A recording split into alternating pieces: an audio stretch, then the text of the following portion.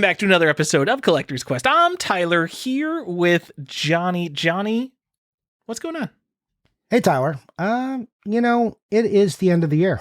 That's what's going on. Oh, you're getting right into it. Well, I'm just saying we're rapidly approaching Christmas. I think people are in a panic because Thanksgiving came so late and the shopping schedule is so compressed. I know a lot of people aren't done with their shopping, and I see more stress in the air than I'm used to. Really? I don't know. I guess I don't get that many gifts for people. I just have my immediate family, and I just, I do the thing where I tell people not to get me anything, and it works out. The only person it actually works out with my brother, because we actually don't get each other anything, which is excellent.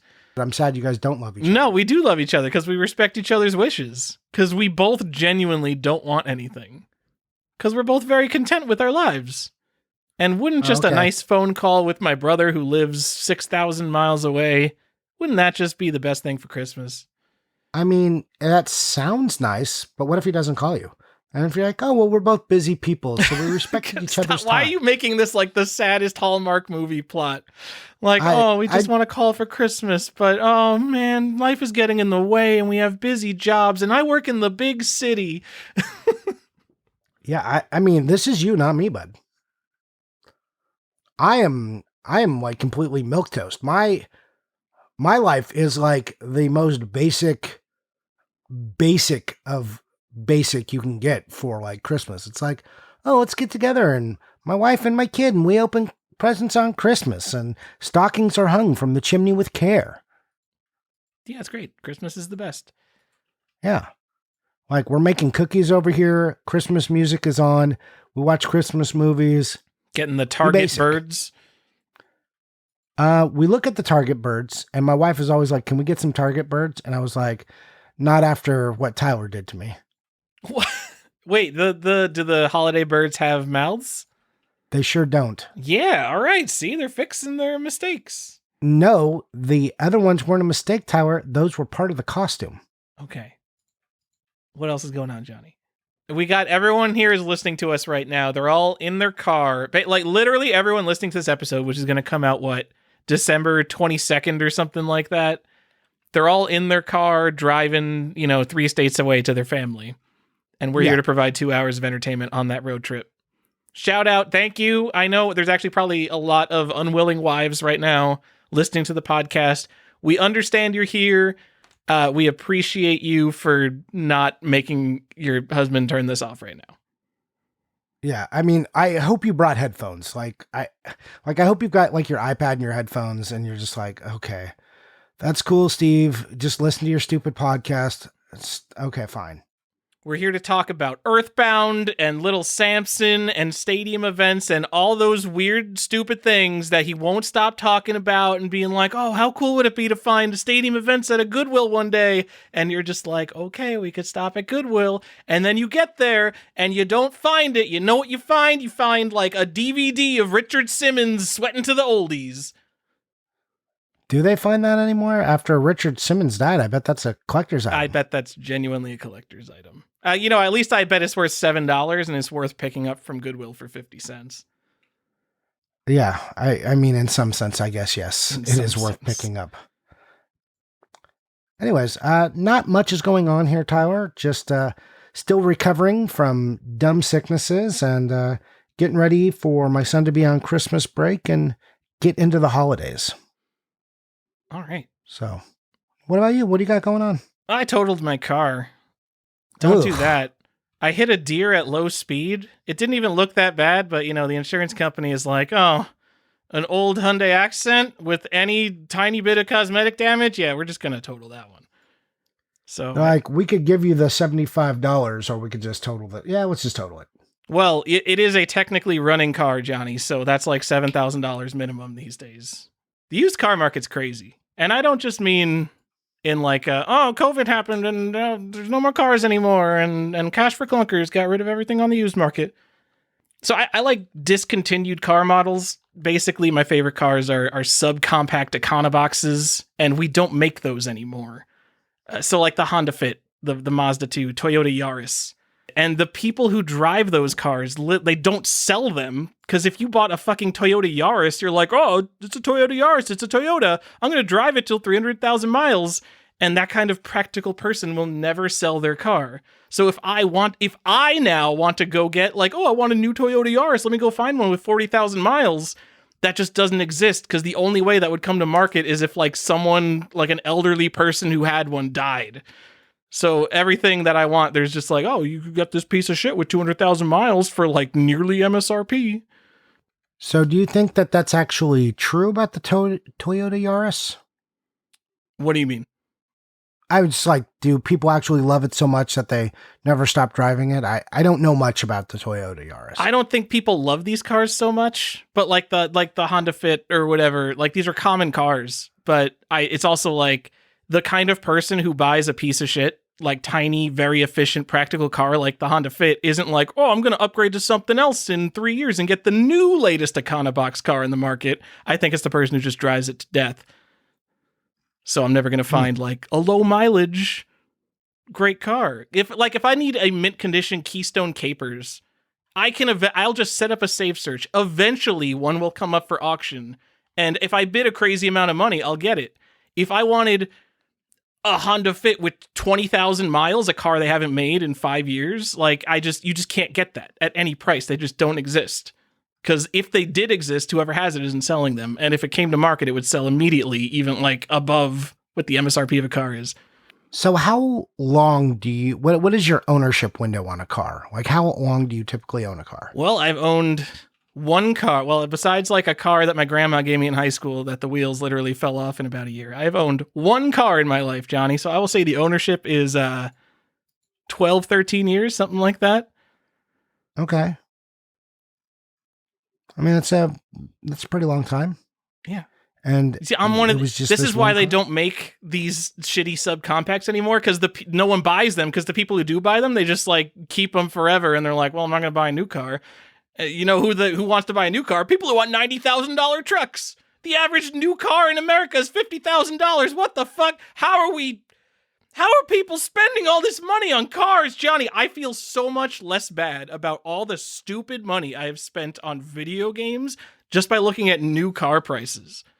Like, they start at like $22,000 for like the lowest end, like Corollas and Civics, and then like the average thing is like 50 grand.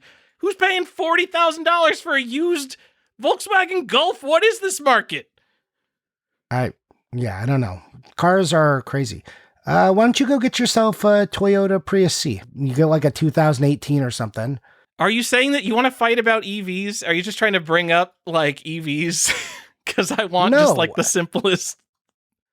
No, look, we don't need to fight about it. All the facts are on my side, not yours, but it's fine. I just think you would it's small. It's basically the type of car you're looking for. I don't want a used EV. I just don't want a used EV. I'm a little baby, all right? It's a hybrid. It's a hybrid. That counts. I don't want anything used with batteries. I don't want to think about it. When does this happen? What do you suddenly become like my grandma on Facebook about EVs and hybrids? You're like, oh no, they're very dangerous. It's like, not really. What are you talking about? I heard those batteries fail after 2 years. No, nope. Yeah, you are a wacko.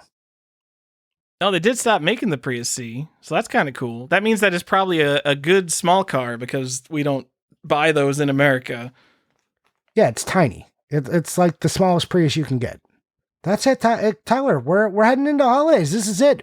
We're doing the end of year episode because everyone always does them in like January, but then you're like, oh, it's already over. So we decided everyone does them in December. What are you talking about? We just had the fucking Game Awards. If your game comes out in the next 2 weeks, sorry, you couldn't be in consideration. I'm sure they actually do have a way to be in consideration for that, but whatever. Probably. They probably are like, oh, well, we gave out the test copies too. Yeah, but like you're going to have none of like the public support for something like that. Like, can you imagine if they picked Game of the Year and it was a game that wasn't even out yet? Like, I don't think no one's going to release a Game of the Year thing in the last 2 weeks of the year, probably, but do we take the Game of the Year awards seriously? Is that a thing we've started doing? I think people take the Game Awards seriously for some reason. I mean, it is like an industry event now. They've got like announcements and stuff. They announced the Pac-Man Metroidvania, the dark fantasy Pac-Man Metroidvania. But like there were like announcements and stuff there, right? It's like a little industry event Is it? now. I don't even care. I never look at I mean, these I don't things. care either because there's so many games. I don't know why I'd need to. Why am I going to bother getting excited to look forward to games coming out in the future when there's like an unlimited number of games behind us that you have not played? It's not like movies. Like in a particular genre, if you have a real niche, like you could really, really keep up with that genre and see all the major releases coming out. But like with games, you inevitably fall behind. How many games can the average, like if you're a serious gamer, how many games have you beaten in your lifetime? Maybe 1,000, maybe 500, depending on the type of games you played. There's thousands of games that you would enjoy that you haven't played yet. Yeah, for sure. Whatever. People are wacky. I don't know what to do with this. We wanna. I don't know what to do with this. Okay. I don't know what to do with this. I don't know what to do with any of this information. I've got no use for this. All right. You want to maybe yell at Cloud some more, or get upset about, I don't know, anything? Warren Spector at the Game Awards announced a spiritual successor to Thief. Oh yeah? Yeah? Huh? I we feel care like about every that? time one of these sort of like big 90s names comes back and makes something new, I just inevitably get frustrated and I'm like, ooh, this is definitely just not as classic as the shit they used to make. The problem with attaching the words spiritual successor is it's not really a sequel. They just want to market. They're like, oh, if you kind of liked that one, how do we attach our really popular thing to this new thing? Well, it's like a spiritual successor. Right, that is the weird thing, because like, so Ultima Underworld, like one of Warren Spector's really big, amazing, popular games. I think the team in Ultima Underworld, like the core team was like 9 people. So like, yeah, Warren Spector had like an influence on that game. Making a game these days, like there could be 200 people on the team. So like, yes, I'm sure Warren Spector is the director of the game, but I don't know, he's not going to have the influence on this game that he had on Ultima Underworld, I don't think. But whatever, I'll fucking play Probably. it. I like immersive sims. You're still going to line up to play it. It's nice. After I stopped caring about like game announcements and stuff, probably, I don't know, 10 years ago, like games just come out and I'm like, oh, that's cool. I'll just go play that. Yeah. I don't really think about it. I don't do that anymore because games are $70. I'll do that with like some indie game that's like, oh yeah, that looks like a fun thing. If I play it like twice, like yeah, I'll get my $20 worth, whatever. The indie game thing, like I'm usually not buying them at full price. Let's say it's like $13. If I play that twice and have like 2 good long sessions with it, I have already gotten my money's worth out of that game. If I spent $70 for a video game, which I would pretty much never do, like it is now a chore for me to beat that game. Because if I am 15 hours in and I'm like, oh, I just like, really, this game's too long. I wish this game was just over already. I spent $70 on it and I feel like I have to beat it or I'll be mad at myself for wasting all that money. And it's weird that you feel that way, but you buy all these old video games that you'll never play. See, but never playing is a lot different from buying a digital game for a Steam library with the purpose of playing it, though. That's true. That's true. Because my digital games are worthless, Johnny, unless I play them. Okay. So don't buy digital games. No, don't. Or do. Because then, man. Or then you don't have to be a collector? Yeah, I love buying digital games and also still can't bring myself to do it as much as I should. Then I wouldn't just have these attachments to it. I also hate changing discs in games. I love when it's all just in one little thing for me to go play. I've got the platform for you. Steam? That's it. You just throw a 4 terabyte hard drive in your computer. Yeah, but I want to sit on my couch. I mean, you could do that. I wouldn't, but you could. Yeah. No, thanks. We'll just get into it. So every year we kind of wrap it up and we talk a little bit about how game collecting went for us. We have a couple of questions we ask each other. We talk about the overall state of like what collecting did for the year and things we're looking at in the future, and just generally what's going on and how we see things going into the next year. And really, we've been doing this for a while now together. Are you like at 8 years, or what? How long have you been on the podcast? 7 years I've now? been on it a long time. Yeah, a long time. So, and we do this, and I think our view on video game collecting and like whether we love it or not hasn't really changed, but definitely our buying habits have changed as we completed sets, and just what's happened to the price of games and how people view collecting.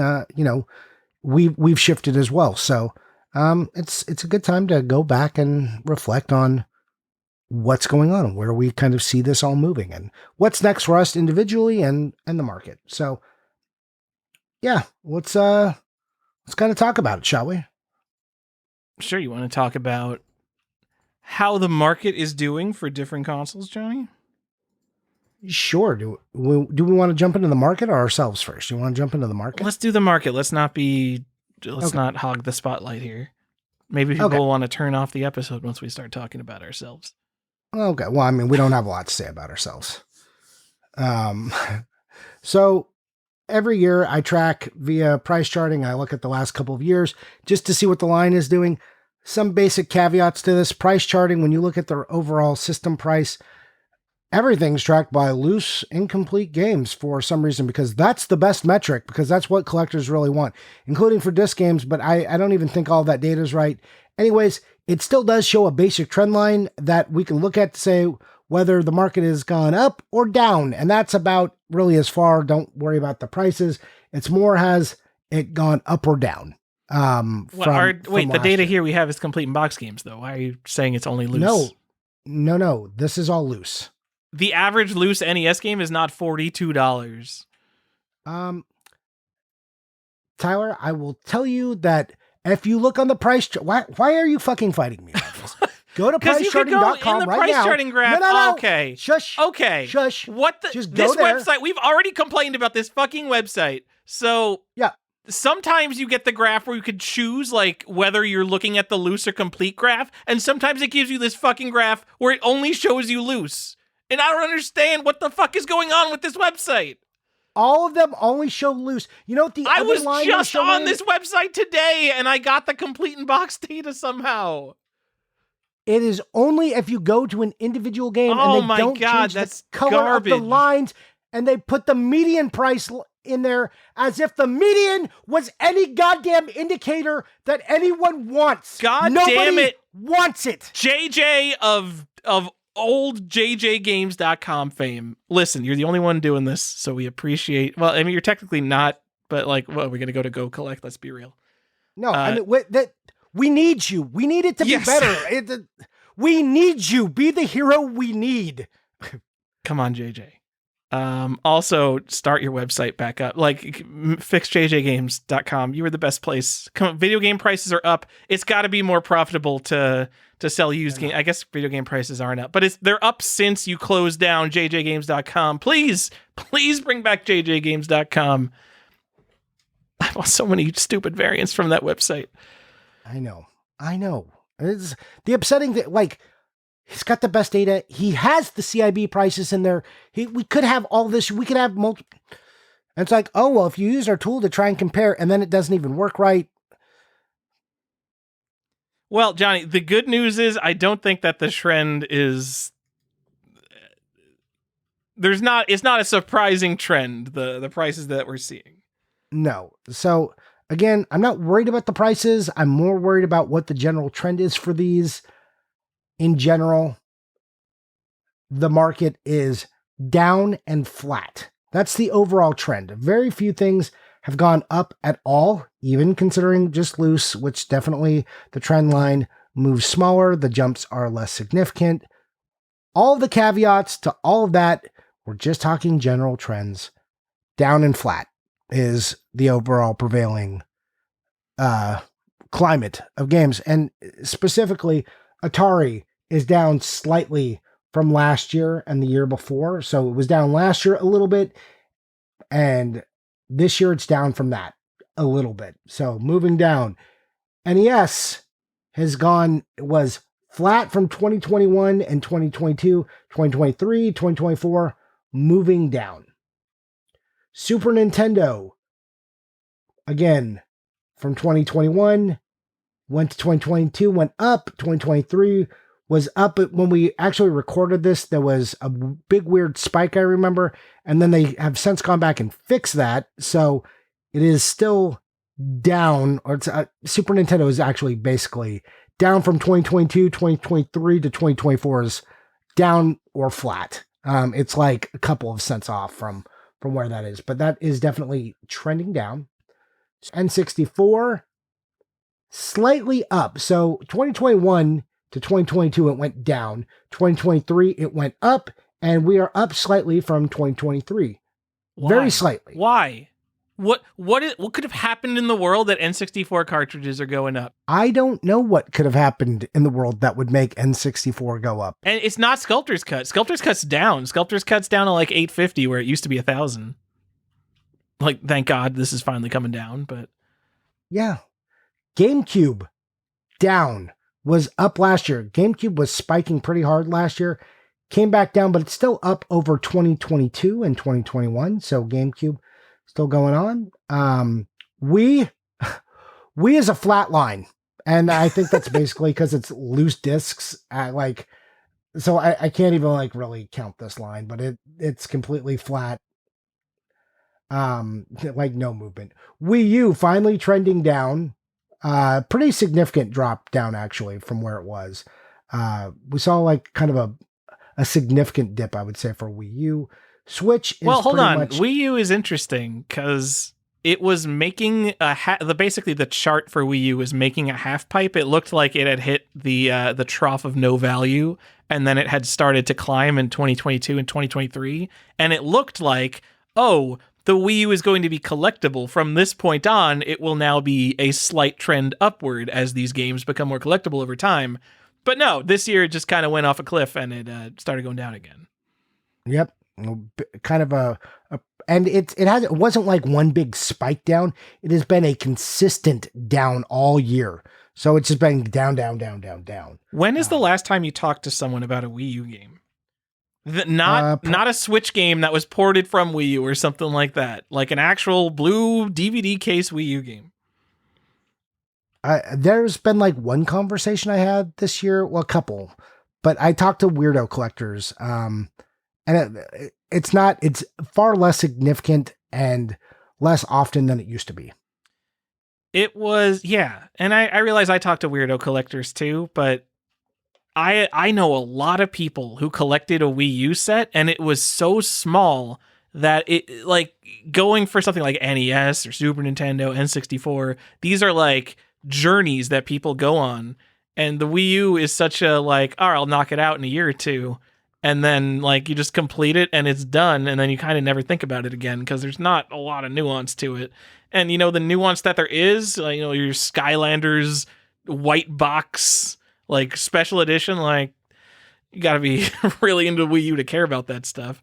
Is it safe to say, can we call it Wii U is not the next Sega Saturn based on these price trends? Ooh, don't know about that, Tower. Could be the next Sega Saturn. Everyone remembers in the 2000s, right when video game collecting coming up for the Sega Saturn. Everyone remembers oh yeah, everyone didn't want to collect Sega Saturn. Sega Saturn was just not cool. Yeah. All right, Johnny, that's my piece on the Wii U. Okay. It's gonna bounce back. It's going to bounce back. Don't worry about Wii U. Switch is still kind of too new. That's a flat line. Genesis went up in 2022 from 21. Had a pretty good falling in 2023 and is trending slightly down, but very slightly from 2023. Genesis kind of just... The Genesis people are there. They're still kind of consistently buying, but not a lot of movement there on Genesis. Sega Saturn, our stalwart, right? One of our beacons for consistent pricing, took a tumble this year. It was not I mean, we're basically at 2021 prices, which is still, all these prices are still up basically on every system from 2020. So, I mean, that's like 2020 pre-COVID pricing, right? Now 2021, everything went through the moon, right? In 2022, but we're still above those 2020 prices now, even when we're down. So, like for instance, Sega Saturn was on average 30. That was what they were saying, and it's 39. And that, again, there's like loose disc prices, but that's still very much up. That's like a 25% increase from where it was. So that's still pretty significant. Games overall are still up after all of that. To look at just because you're looking at stupid loose prices, to look at games that people actually care about, Panzer Dragoon Saga actually down maybe $100, went from 1,000 to 900. Magic Knight Ray Earth is maybe up $100. I mean, this is all evening out to very the same. And then Dragon Force is about the same. And those are like what, the 3 Sega Saturn games anybody cares about. That's not true, but it also is true. So I mean, regardless of the price trend, I think that the big thing is that Sega Saturn is an uncommon console. There's not a ton of this stuff out there compared to a lot of other things, but there's no FOMO for this. You know, in 2020, Sega Saturn was going crazy like everything else, but there's no, you don't see that Panzer Dragoon Saga for $900 and you're like, oh man, I got to get that before it's $2,000. You see it and you're like, I don't know, is that even going to hit $2,000 one day? I don't think so. Yeah. Yeah. It used to be, it felt like before you used to be able to count on things where like they were just all like all these classic consoles, all these rare games that were just going to go up, and it's all going up, even if it was slowly going up. Man, if you had a rare, cool game, it was going to the moon somehow. It might be a slow ship, but it was a ship that was going up.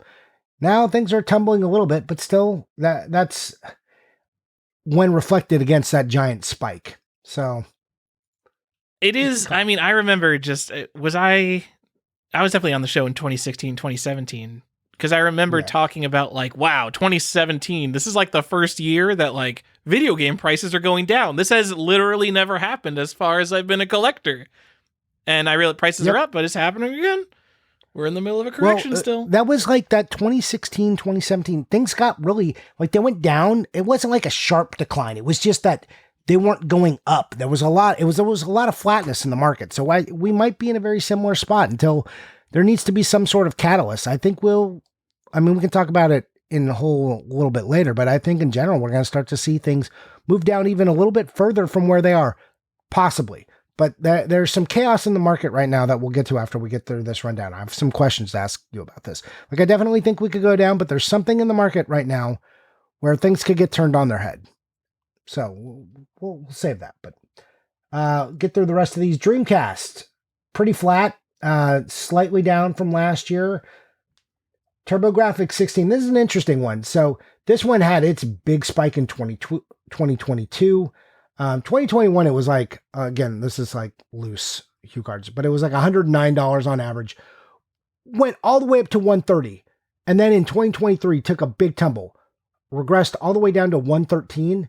And now it's at $110. So do you think that this is like the analog TurboGrafx being like announced or on the horizon caused a big spike, and then everyone got some stuff and panicked and FOMO'd, and then everyone forgot about it and they have it hooked up and they don't play it now? I mean, it could be. I mean, it could also have just been one of those systems that was like, oh man, we got to go get, there was a lot of systems that were talked about like that. We got to get this stuff, like as they were looking for the next big thing to hit, like in sealed and graded games. So I think maybe some people moved over there, did some moving and shaking in the market, and then was like, oh yeah, never mind. No one cares about this system. Johnny, Bonk's Revenge. Look, I Game's like cool. some of the stuff that's going on there, but it's not that interesting. PS1, a stalwart. It's flat. That's the same as it was last year, and that's up over 2022 and over 2021 and from 2020. So that's pretty good for PS1 collectors. That's like good news. PS2, same story actually. PS3, down ever so slightly. So PS3 got really hot. Remember last year, like PS3 got really hot, and it's regressed a little bit since then. Remember but last still year when over- PS3 got really hot, when the price went from $12 to $15? I mean, I realize Well, that by I mean, percentage that's 20% up, but it was more that people were talking about PS3 games. I think that was like right at the end of, like, remember they were shutting down the PS3 store and all that stuff was going on, and people were going crazy. Like, you know what we didn't check on here, and we're gonna have to do it on the fly. I want to check out Xbox, because that's the console of the moment right now is Xbox 360. I was going to say, Xbox is not the console of the moment. Xbox has never been the console of the moment. No. But Xbox I don't know. Like, we used to be like, no one even talks about Xbox. We're not even going to bring it up. But I really feel like I got to get it on this graph. Now, PS3, like I said, down just ever so slightly after kind of a hot 2023. And then the ones that have kind of moved up, and these are slight upticks, very slight. Game Boy, Game Boy Color, and GBA have all the same basic line. They were 2020, they were moving at their average price. 2021, they saw an increase, like a big bump. 2022 saw some more bumping going up. And even Game Boy Color, well, Game Boy Color went down a little bit in 2022. 2023, all back up. And 2024, things ticking ever so slightly up. So these portables on the rise ever so slightly. Game Gear has been, even though crazy things happened in complete in box Game Gear, the price trend, if you look at the loose ones, is down overall. So, which should make sense when you're talking about the Game Gear, because who wants it? I don't know, but there's still a bunch of infighting over Game Gear, so that's crazy. Anyways, that's your overall market trend until I look up the Xbox. Tyler, while I look that up, do you want to talk to people about one of our favorite metrics, Super Mario Brothers 3? No, Johnny, I want to talk about, do you remember when we looked at the comic market? And I don't remember if this was on a show or outside a show. It was on a show. But we looked at the Bronze Age, the Copper Age, the Silver Age, and the graphs were, it was like a joke. Like, if you guessed what the graph looked like after, like, during COVID and after COVID, you were right. There's a giant stupid spike, and then everyone sold off, and there was a panic, and everyone lost all their money. And then we look at Golden Age. Only Golden Age kept going up. It just goes up, and you can't even tell that COVID even happened. It's crazy. That's how I feel looking at Game Boy. It is not that pronounced. You could still see a very obvious spike in 2021 to 2022. And now it has plateaued, but it doesn't have the obvious hump that all the other ones have, because everything's going a little bit slightly down, but Game Boy is still like, it's a solid plateau, not a hump going down. And that's interesting. Game Boy, Johnny. That's the golden console. That's the one that, that's our golden age. Not NES, not Super Nintendo. And you know what? We don't have the complete in box graph, but I bet the complete in box graph looks even more consistently up than the cartridge graph. Oh, because like there's not a lot of Game Boy boxes, and it's a very, very popular system. Maybe not a very, very popular system to collect, but it's a very iconic and maybe expensive system to collect. It is popular amongst collectors, and the people who collect for it are willing to pay big money. Yep.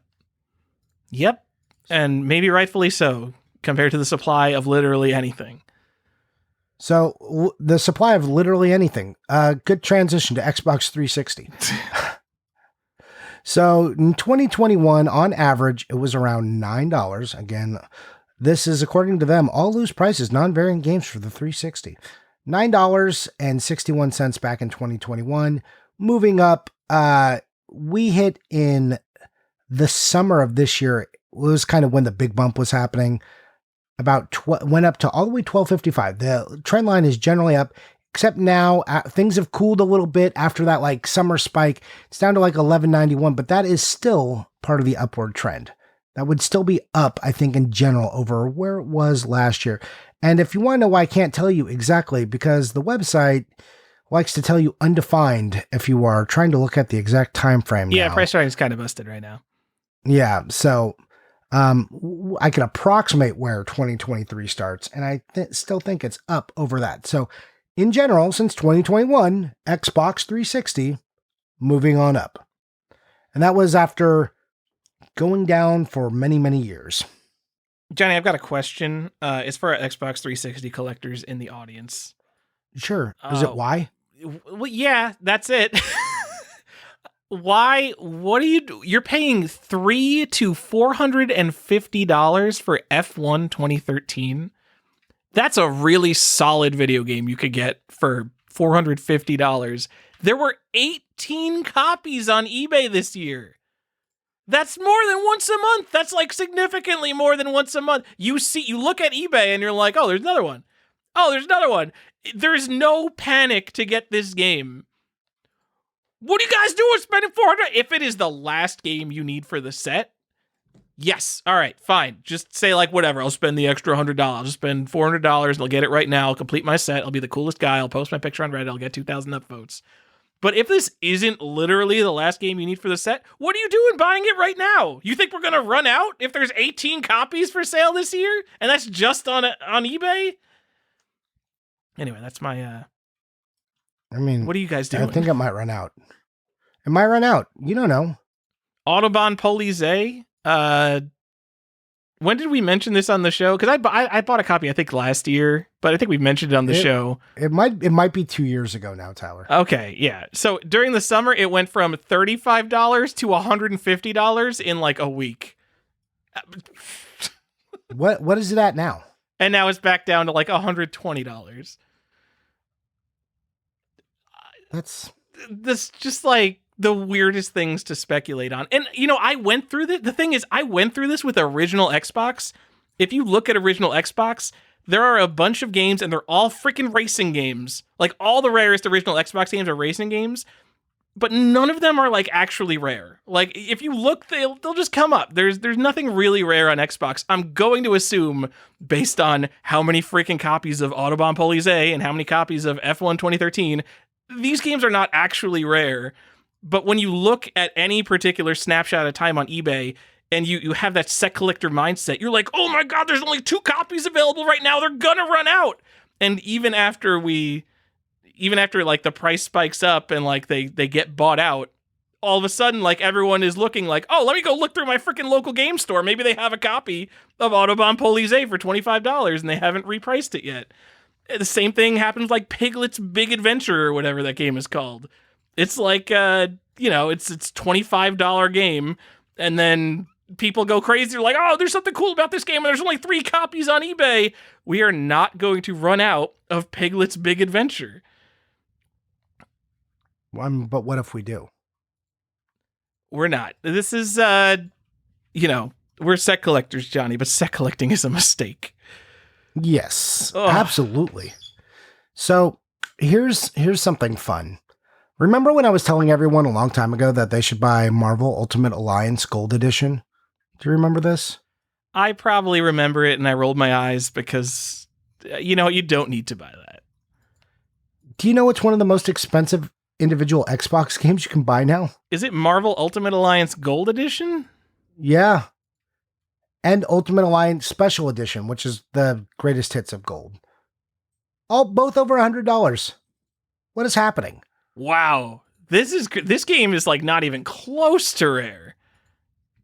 There's probably like, you know, a dozen copies that sold in November alone. Yeah, this is always on eBay. All right. Yeah. I mean, do people just really like Marvel Ultimate Alliance? It was a really popular game. It was the a good best game. Version of it, I'm sure. Yeah, no, it was great. The Gold Edition was great. Loved it. That's why I talked about it. I wasn't talking about it as a collector. It was just a game I like to play.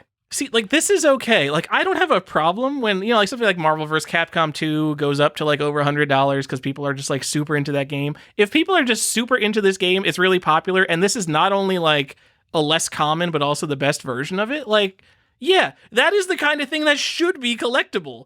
You know, you might actually even want to play this. Like, how crazy is that? That's compared to insane. whatever the fuck Autobahn Police is. It's probably Autobahn a drive Police, just as expensive, though. You know, I'm not saying, like, you know, there's a lot of copies of this. Maybe you don't need to run out and spend $150 on this on a buy it now. But, you know, if you're a fan of the game, I don't hate this. If you appreciate this, I'm not going to appreciate this. I don't care about your stupid Xbox 360 game. But if you appreciate this, I don't hate this. That deserves to be at the top. what about a Fallout 3 Collector's Edition? Do you remember the Fallout 3? Not the big one with the Pip-Boy, but the one that just came with like the lunch pail that I feel like everyone had? I sure do. Don't you feel like that was just shelf fodder that just lived at every GameStop ever, always? I literally have one less than 4 feet away from me. That thing is commanding over $100 now. All right. How do people feel about Fallout 3? I was not a fan, and I feel like it was an extremely popular game. And then like going back, I feel like people are like, oh yeah, Fallout New Vegas. I love Fallout New Vegas. And Fallout 3, I don't know, gets the same props as New Vegas. But I could be completely wrong. But I feel like that game would feel very outdated compared to like, what open world games are now.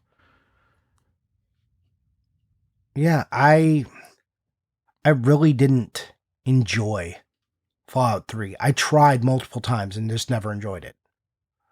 You know what? No, it would have been more enjoyable for you though. You should try being part of like the Fallout 1 and 2 crowd, the like stick your nose up at it because it's 3D and just like you go into it knowing that you're going to hate it. Oh, it'd been so much fun for you. That sounds like fun. Yeah, that is a thing I love to do, is look down at everyone for the game I'm playing. That sounds terrible. Anyways, that's expensive, and the Fallout Pip-Boy edition is even more expensive. All right. If I'm thinking of Xbox 360, that's one of the first games I'm thinking about. That and Oblivion. Yeah. I mean, man, there must be so many copies of Oblivion Special Edition. That thing can't be worth anything. But like, that's something I think about with Xbox 360. Don't hate it. Don't hate it. What about Incredible Hulk, but the GameStop edition? Are we going to do an episode on Xbox 360? I would love, because I know nothing about collecting Xbox 360. I would love to judge all of the rare stuff, because like I was playing a lot of games when it was new, so I'm familiar with all these games.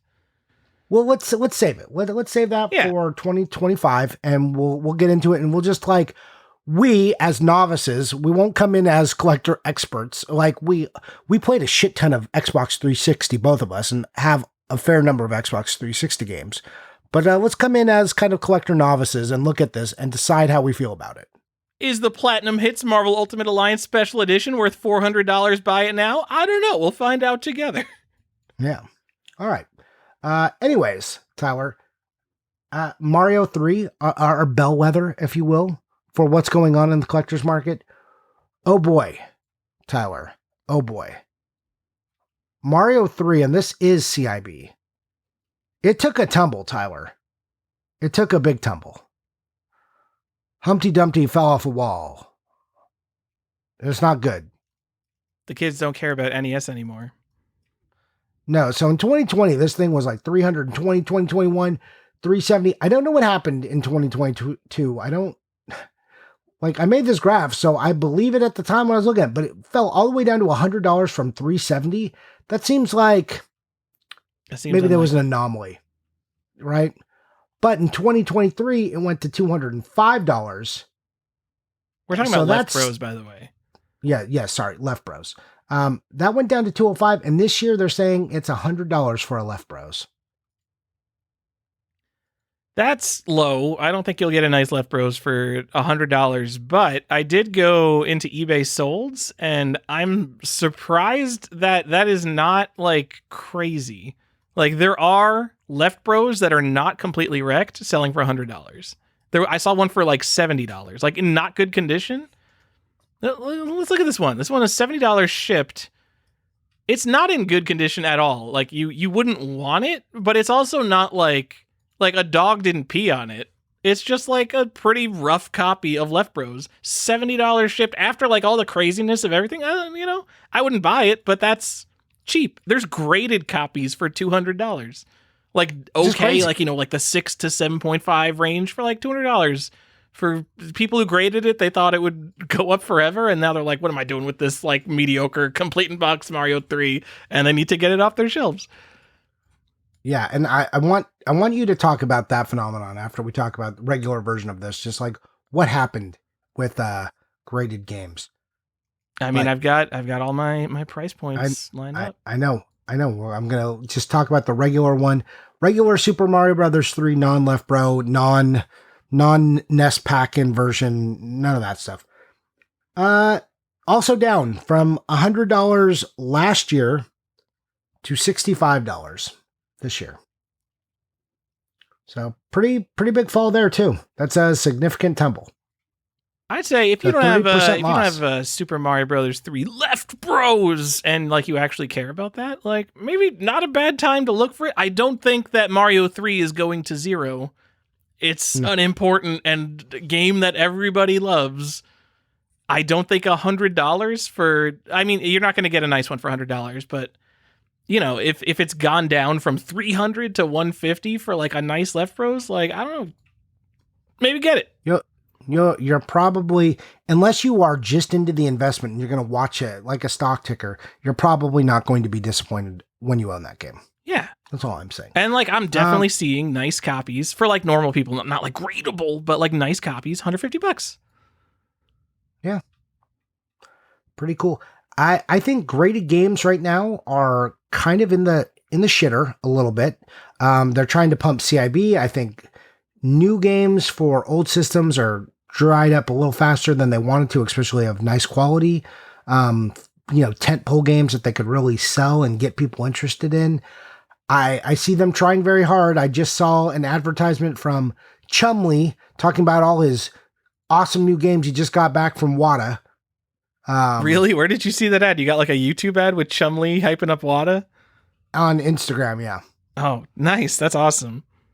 Yeah, he's like, I just got my childhood favorites back. And I was just like, okay. I mean, people are going to be like, oh, no, Chumley does like games. I'm not saying he doesn't, but I'm saying like WATA very specifically like has partnered with him to try and be like, look, graded games, guys.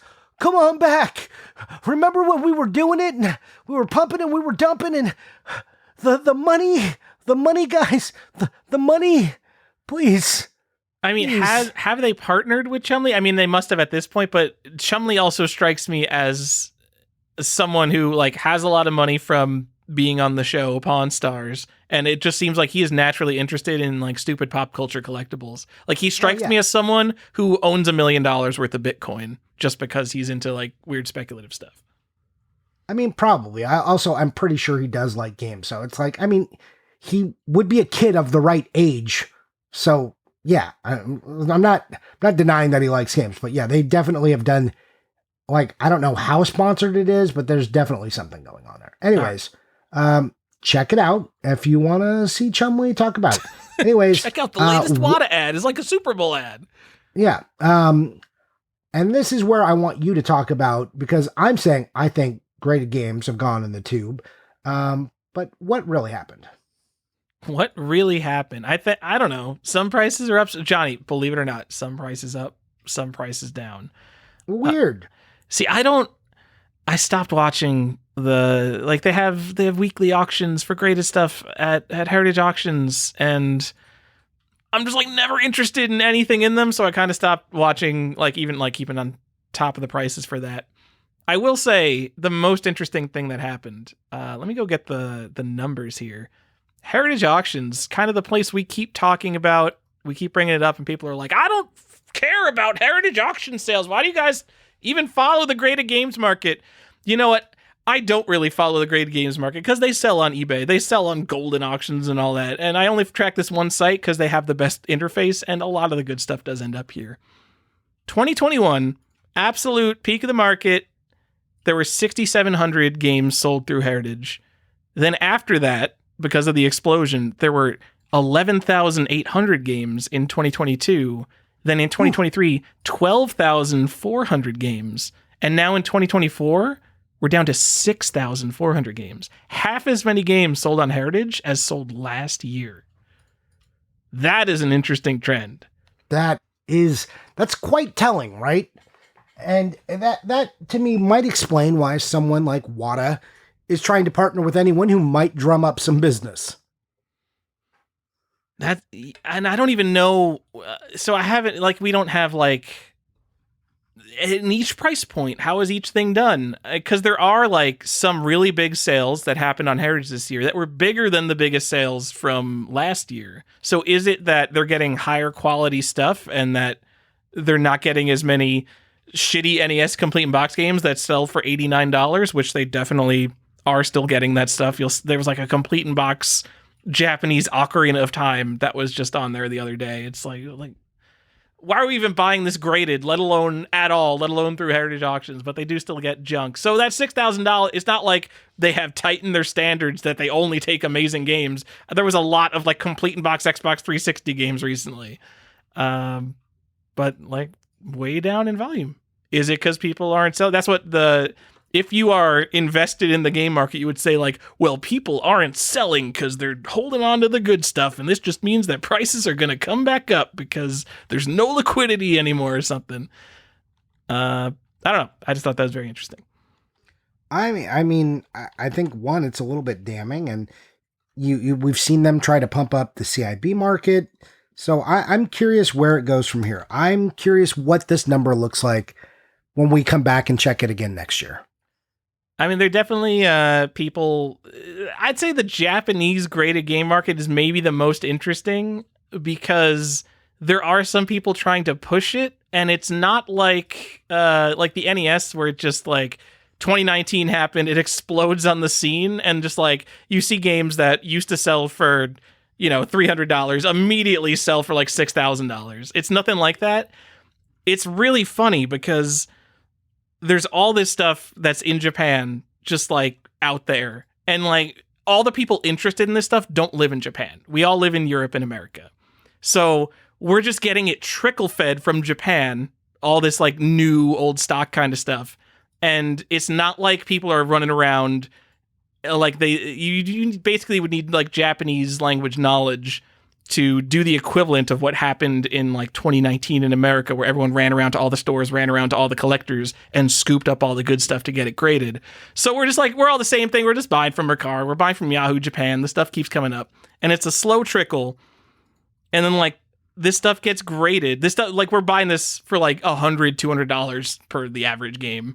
And a lot of this gets graded, gets put on Heritage, and there's no price history. Even like sealed games, you could look at price history going back to the 2000s. It won't be very useful compared to what prices are now, but it's there.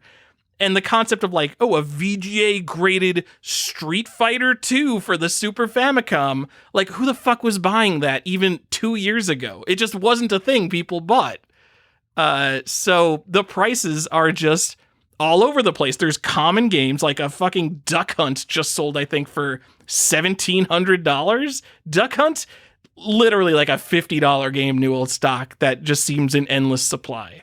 And on the other hand, there's decent games. There's Street Fighter 2. There's regular Mario Party 1, F-Zero, like decent games selling for like $400. You could say that, just go to Japan. Get this for $100. Get it graded yourself. Why would you spend $400 in a Mario Party? It's so much cheaper to get it from the source. Yeah, but if you have a lot of money and you don't want to deal with that and don't want to deal with buying a game listed as new and it comes and, it's not new, like that seems like a reasonable markup for a popular game like Mario Party. But I don't think anybody knows what to price these games at because no one has a good feeling of how many of these games are actually still in Japan because it's so far removed from the American market. And so I think a lot of the prices are a disaster right now. And I see people speculating on these games who maybe don't have even a lot of knowledge about Japanese games. Like, we come from all different skill levels. We've all been collecting different times, but like I see people asking like, is the Famicom Disk System release of this game the first print? And it will be a game that was only ever released on the Famicom Disk System. So I don't even really know what they're asking. But you see a lot of stuff like that. And there's a lot of maybe confusion in this market. And I think there's games that sell for probably 10 times what there's worth. And maybe something like, a Mario Party is selling for under what it's worth. So if you are speculating, maybe there's something to do there. I wouldn't, because I think it's too close to complete in box for me. I think the difference between a sealed NES game and a complete in box NES game is kind of a chasm, whereas the difference between a sealed Super Famicom, a new in box Super Famicom game and a complete in box Super Famicom game is almost nothing. So I saw a video the other day of a guy who was going around and he was purchasing games. I don't know why it hit my feed because normally I block all these channels, and it was like, oh man, they've got Japanese games here. Ooh, God, they're all so nice. Man, it's too bad they're not sealed. It's too bad they're not sealed. Yeah, damn. I was like, oh yeah, damn, dude, those are new. To be clear, yeah, Japanese Famicom and Super Famicom games were not sealed. So what people do is they get them, they look at the hinge, and you try to determine by looking at like stress marks and paint cracks if that hinge has ever actually been opened. And if it hasn't been opened, you pretend that the magic air is still inside it, and you say it's a new in-box game. And then you hope the guy who buys it from you doesn't return it because the seal has been removed. What? I saw a guy who was complaining about someone returning their game. It's like, I bought this and it was supposed to be new and there's no seal on it. And like, I could clearly open it up. And then the guy had opened it too. So it was just like, oh, Jesus Christ. So I've seen a lot of YouTube videos. It's fun YouTube videos where people test the comic grading companies where like crack like a CGC 9.6 and I'm going to send it to CBCS and they only gave it a 7.5. What does CBCS know that CGC doesn't? What I want to do, I don't think the game collecting market is big enough for people to just blow this money for no reason.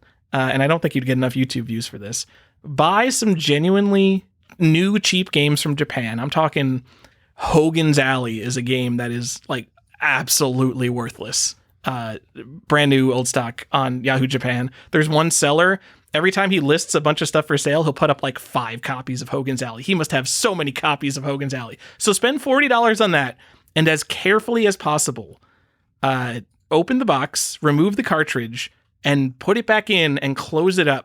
And then send that to be graded. So like all in, you're probably wasting around $100 here, and see if you can get a grading company to grade a game that you have pictures of that has actually been opened.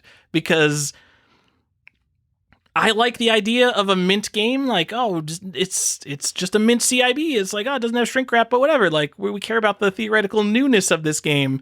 But you see at the top end, you look at like these Pokemon games and some of these Zelda games selling for $3,000, $5,000, $7,000 for like the good stuff. And like there would always be something eating at me. Like, what if that's just like a really nice complete in box that like got really carefully opened and put back in the box like literally once? And I want to see that because if you did that enough times, eventually a grading company would grade one of your open games. But I want to if you could do it in one shot, I think that would be very interesting. And then all of a sudden, is the new in-box Japanese games market, does that even, like, should we even trust that? I don't know. Yeah, I don't know either. All right. Well, that's... I would love to see it, but it feels risky.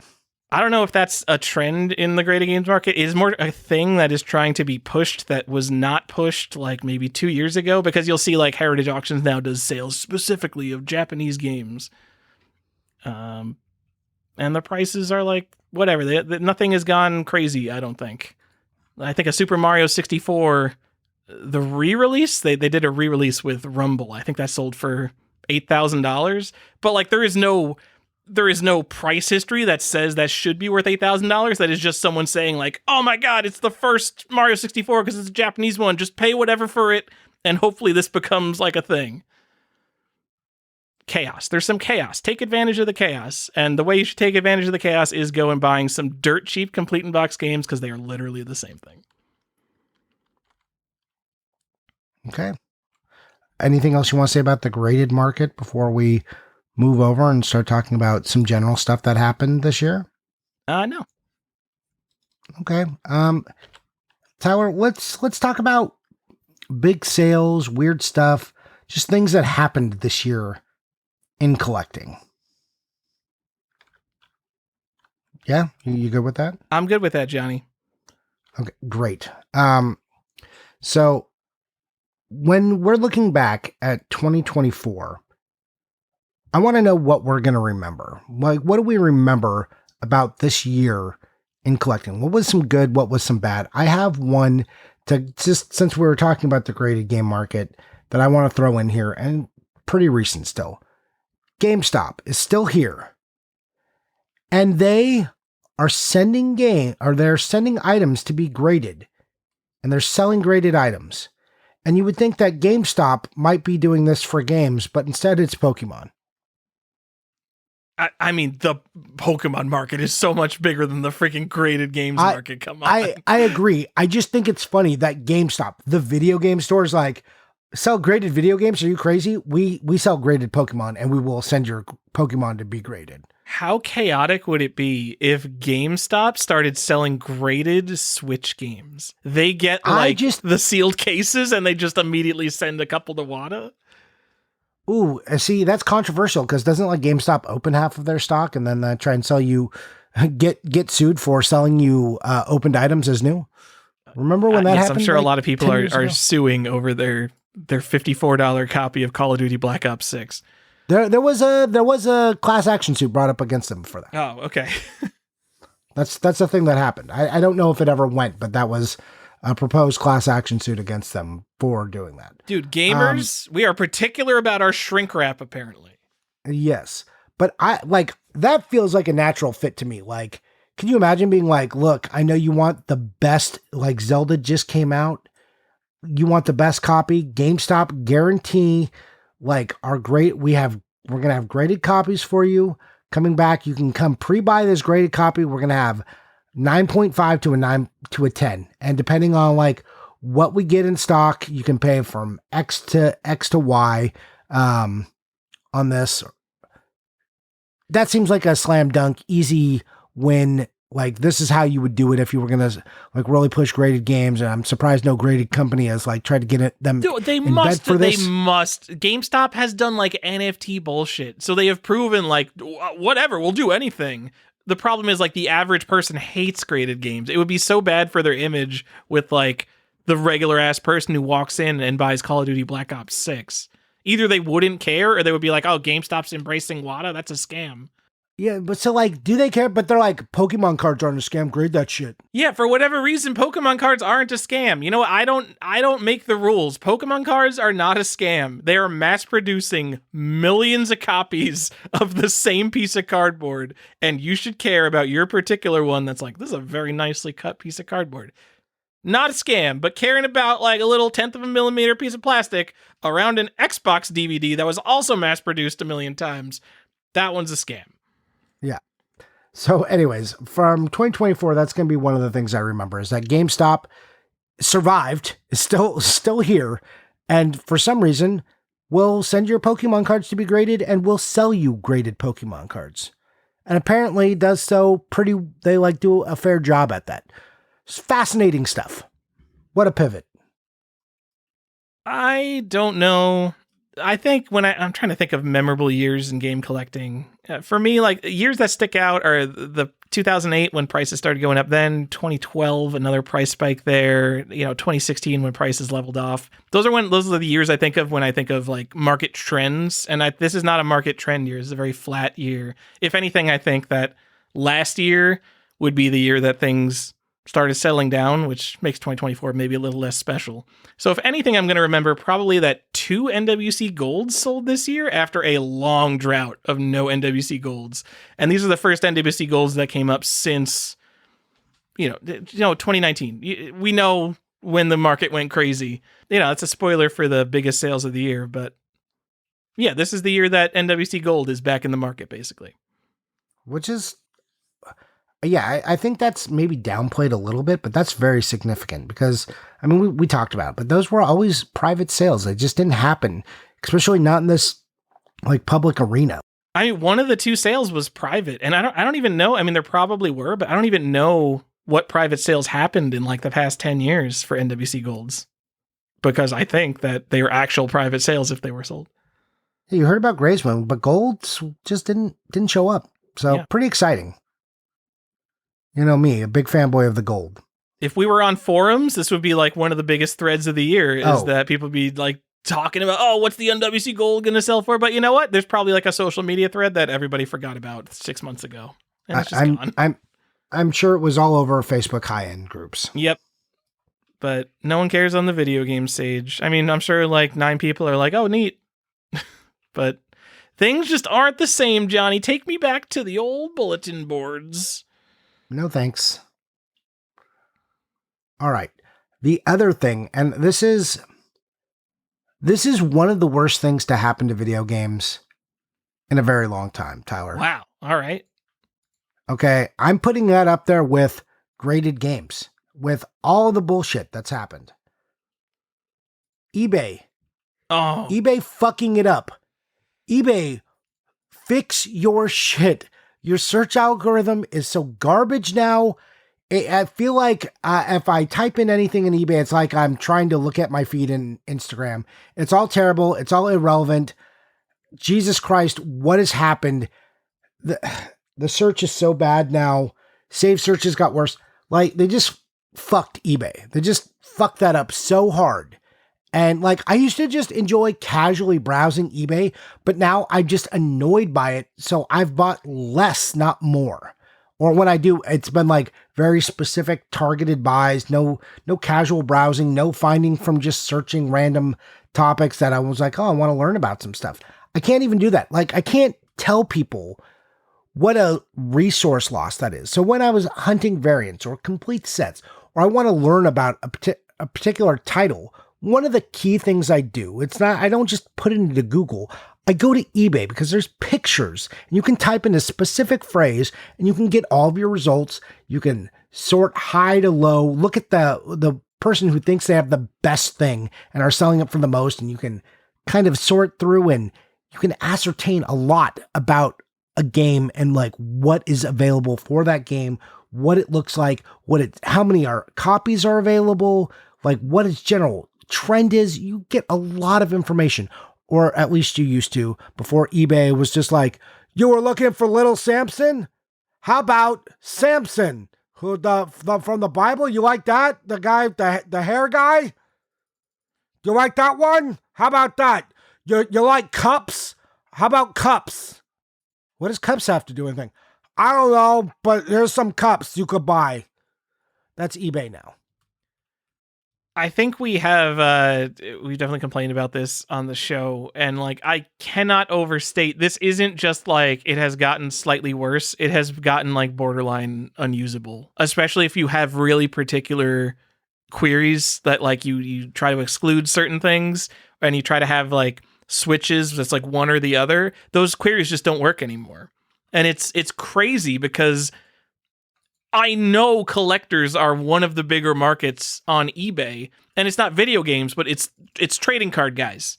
Like, trading cards are huge on eBay, and people must be looking for like stupid nitpicky collector shit. They might be like, oh, I want a PSA thing. I want this card in PSA, but I don't want it in BGS, and they add switches. And like, I know when you do that, you'll probably still find BGS fucking search results in your search listing. And it drives me crazy. The order of search terms matters to what results you get, which is fucking madness. Whether or not you do a sort by best price or like lowest price, that will change how many results you get. How could that possibly change how many results I get? This is not a lie. If you look for NES Bubble Bobble right now, there's 517 results. If you look for Bubble Bobble NES, there's 561 results. How could those possibly be two different searches? It's the general enshittification of the internet, and it came to eBay, and it's terrible. If I go from best match to sort by lowest price, it goes from 561 to 387. It has not changed. I'm still in the video game category. That has not changed. What the fuck? The second, and Bubble Bobble NES, the second thing in this search is NES manual lot. That it does not have a Bubble Bobble manual, by the way. How is this showing up in my Bubble Bobble search? It's fucking crazy. That's how you wanted it to search, right? That's what you wanted? Also, I do a lot of searches for games that come out on like multiple computers. So like I search for Atari, Commodore, Apple, and I'll put them in parentheses separated by commas.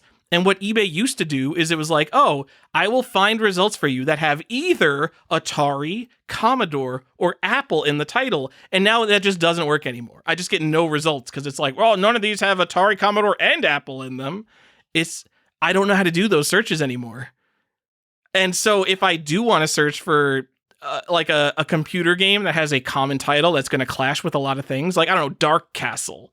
If I was looking for like any copy of Dark Castle, I'm going to get like a billion irrelevant results because I'd have to comb through everything. And it just makes searching take so much longer, so much more effort. I know we complain about this a lot, but it has taken the joy out of searching eBay. And I know you feel it too. And I've talked to other people and I know they're definitely feeling it. This is not a minor change. This is a huge change in the world of collecting. It's really bad. And like, I don't want to, it's like also the research part. Like, it's not just the browsing. It's like, this is a tool that we also used for more than this. And all the tools, like, we just got mad at price charting and how like, we're just stuck with bad tools constantly. We constantly complain about this hobby, how we want it to be better and like how we want more. But the tools keep getting worse instead of getting better. Like, there was a line where things were going up and we saw like what the future could be. We're like, finally it's getting better. Lists are getting better. People are looking deeper. Wata has a list of all this stuff. CGC is publishing lists of their stuff. It's like, okay, like fuck rated games, but at least they're like doing some research and we're going to get some nuanced information. And then all the other big tools just started to collapse around us and people stopped giving a shit about graded games. It's just like, what is happening? We're never going to learn or know things. It's all going to be like, go back to just lists stored on some guy's computer, me, Tyler, random internet people. And it's all going to suck. And like, it's going to be researching in the dark ages. Also, Instagram search for tags and stuff also got worse. That was like a thing I used to browse video game pictures when I was hunting for variants.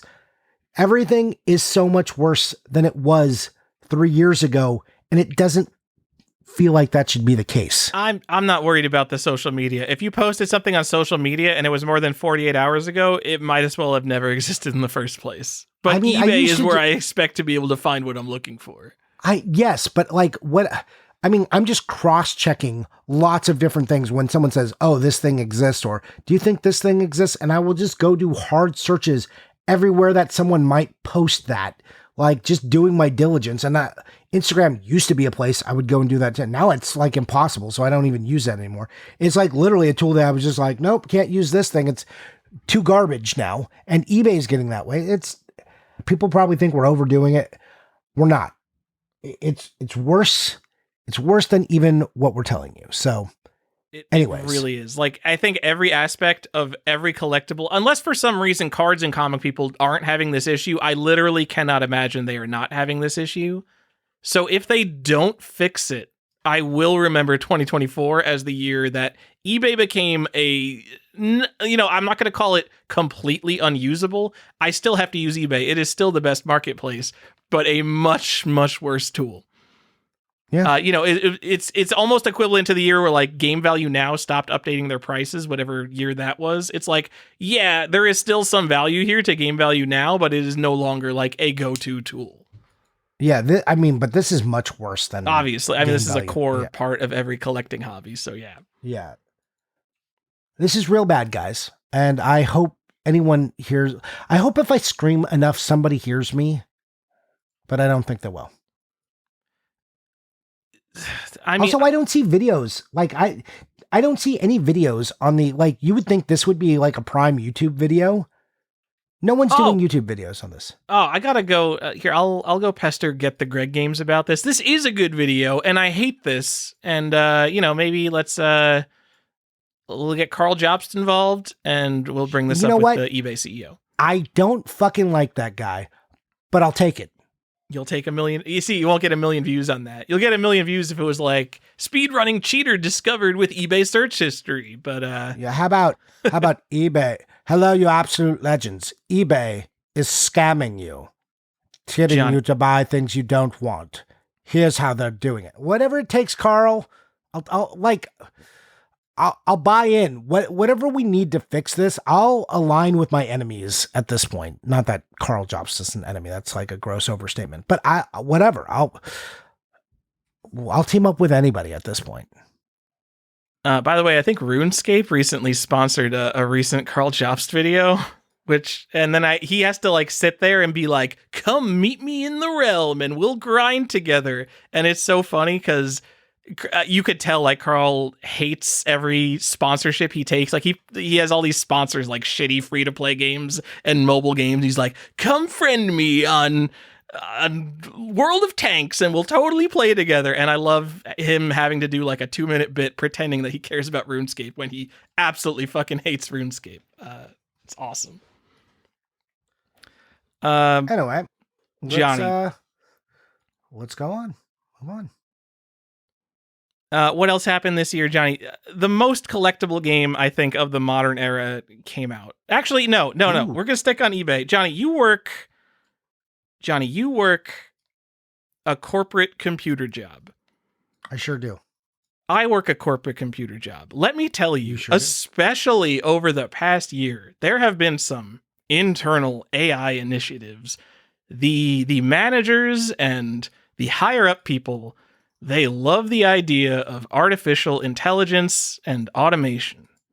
And regardless of whether it makes the product better. And right now, I understand that, like, yes, AI, large language models, these types of things, they have some kind of use case. They will make certain things better, but it is getting applied all over the place in a way that makes things worse.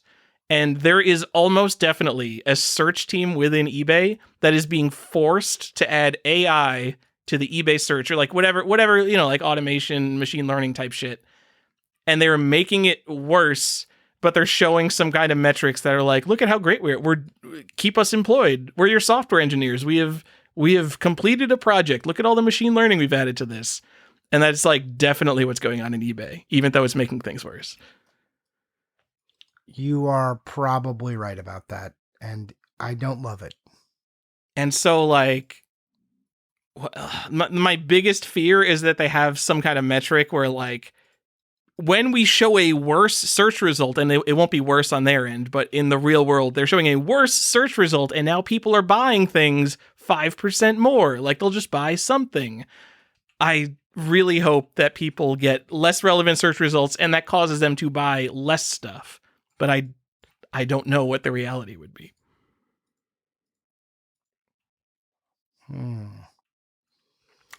Well, I think we know what the reality is, but man, there are so many people just asking for AI nonsense for everything. And look, I love some AI. I enjoy it. I think there's fun to be had and tools there that are fun to use. But man, in the corporate world, you were telling me you've got like one of those AI girlfriends on your phone, right?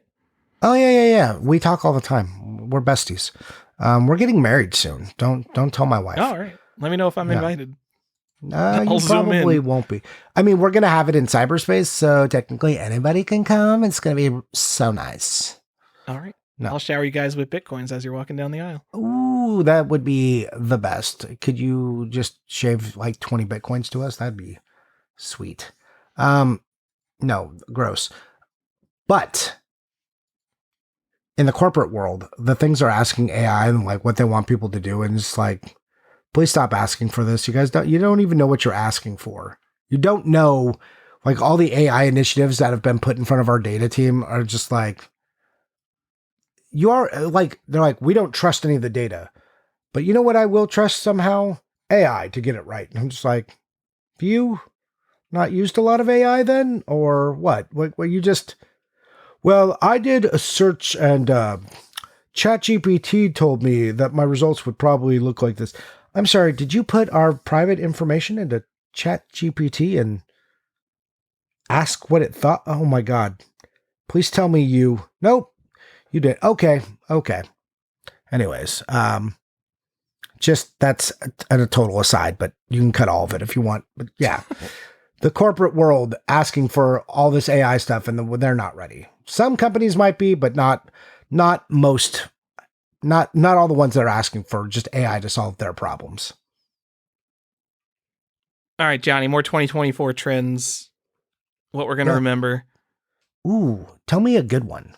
Johnny, the most collectible game, the next stadium events, the next NBA Elite 11 was released. I think probably in every aspect of the word, the biggest commercial flop of a video game ever came out. Concord on the PS5. Ooh, how is that one doing? Is it at 1 million yet, or like how much money have I made off my one copy of Concord I definitely don't actually own? So I've been showing off my investments on YouTube, and I think that for real, this is going to be the next Sega Saturn of video games. Oh, excellent news. Sega Saturn of video games. I'm sorry. No, so Concord, what did it spike up to? Was it over $100 at some point? It was, yes. Guys, I mean, I've said this on the show because I remember getting into this tone of voice. Very obviously, they expected Concord, a game with like something like a $300 million budget, they expected it to sell a hell of a lot of copies. So they produced a hell of a lot of copies. And then people got shut down in 2 weeks. People panicked. They bought copies from Best Buy. People went to Targets and they like wouldn't sell them a copy of Concord because it got marked in their system. Like, oh, you can't buy this because the game no longer exists. And then people panicked. And what do people do? They buy up copies of Concord. What does it turn out? There are hundreds and thousands of sealed copies of Concord. And no one is ever going to open them because the game doesn't exist. I could tell you now that the price has now fallen below $40 again, which is nice. And there are a bunch of sellers that just have... So is now the right time then? Should we be buying Concord yet? Honestly, I don't hate it.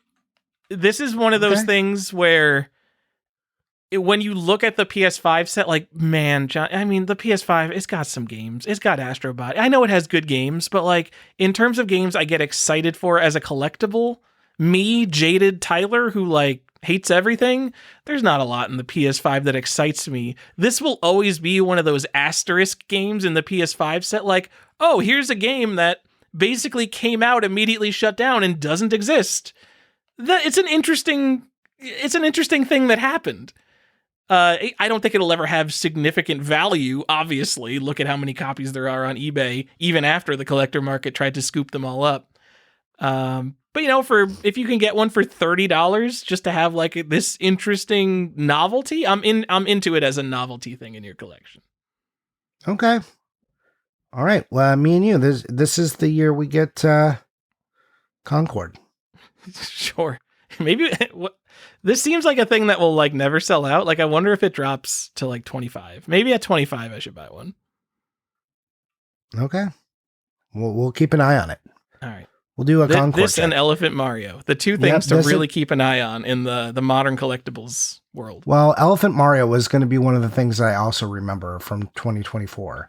But did that actually start in 2023? That was 2023, and I did have to look that up. I thought Super Mario Wonder came out this year, and the thing that tipped me off was like, that game would probably been mentioned in the Game Awards if it came out this year. Yeah, that's true. When did it come out? Do we have a date? I think September of last year. Okay. So yeah, I guess that makes sense. So the elephant craze was into the beginning of in the early part of this year. So Johnny, the elephant craze is actively happening. I don't know what you're talking about. Oh, have we done an elephant check? Do you want the elephant check? Hey guys, we're gonna do an update on. I'm trying. The elephant in the room. Let's go. I'm trying. I'm using eBay search and like I can't even find one. Hold on. You know, you can get a plushie if you want on Amazon. It's one for $3,000 on eBay right now. Is that a good price? It is disgusting how hard it is to find what I'm looking for on eBay. I think, you know, in the $600 range, I think it's about the same. Either not a lot of copies have sold or I just can't find them because of eBay. I see one active right now at $550 or best offer. Yeah. All right. Fantastic. There's your Elephant Mario update. We don't care. Johnny, another stupid thing that happened which is not as interesting as Concord. But there, we talked about these stupid spikes. The Audubon Polizei going up to 1 million. Piglet's Big Game. This is just crazy. recently. What is this? I've been meaning to get the info on this. I saw some numbers and I was like, what is happening with Piglet? Yeah, Piglet went from like $20, no one cares about it, to over $100, and now I think it's coming back down to the 80 to 100 range. Actually, no, I still see it buy it now on PS2 for $115. So, as far as I know, you can trace the entire pump of this game back to a tweet. So there's a horror level in this game that is has genuinely creepy vibes. And so someone bought out all the copies of Piglet's Big Game on eBay because, this game's like $20. And, there are probably 6 copies on eBay because how many copies of freaking Piglet's Big Game are people going to be putting on eBay? And they caused a panic on this game because this tweet blew up and then all the copies on eBay were gone. And now people are...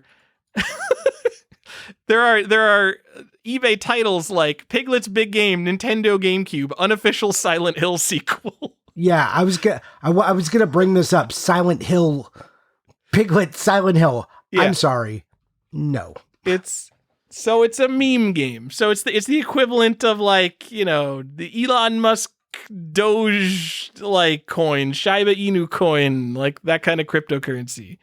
So what is this? There's a pigletsbiggame.net and it says baby's first Resident Evil or Silent Hill. What is this someone made an entire website to pump this game? This is crazy. I think this is like a coordinated pump. Do I have to buy this now for my Halloween game list? What is happening? I think you do. I think the only reason people care about it is the horror level. So now is the horror level also on GameCube? It's just like a haunted house level. It's like how Banjo-Kazooie has a haunted house level. It's like the equivalent of calling Banjo-Kazooie the unofficial sequel to Silent Hill. It's so ridiculous. Oh my god, the GameCube prices are even worse. It's a weird thing that happened this year. I mean, we have all sorts of weird games that get pumped like this now. This is just, I don't know. To me, this is a memorable one. It's so dumb. This is very funny. I'm glad I already have my Piglet's Big Game for my Halloween list. Thankfully, I have a GameCube collection. Woo! All right, Johnny, anything else happened this year? I'm still reveling. Notable? I'm just thinking all the set collectors who suddenly got hurt by this game. Why? I was just waiting on... It was $30. What happened?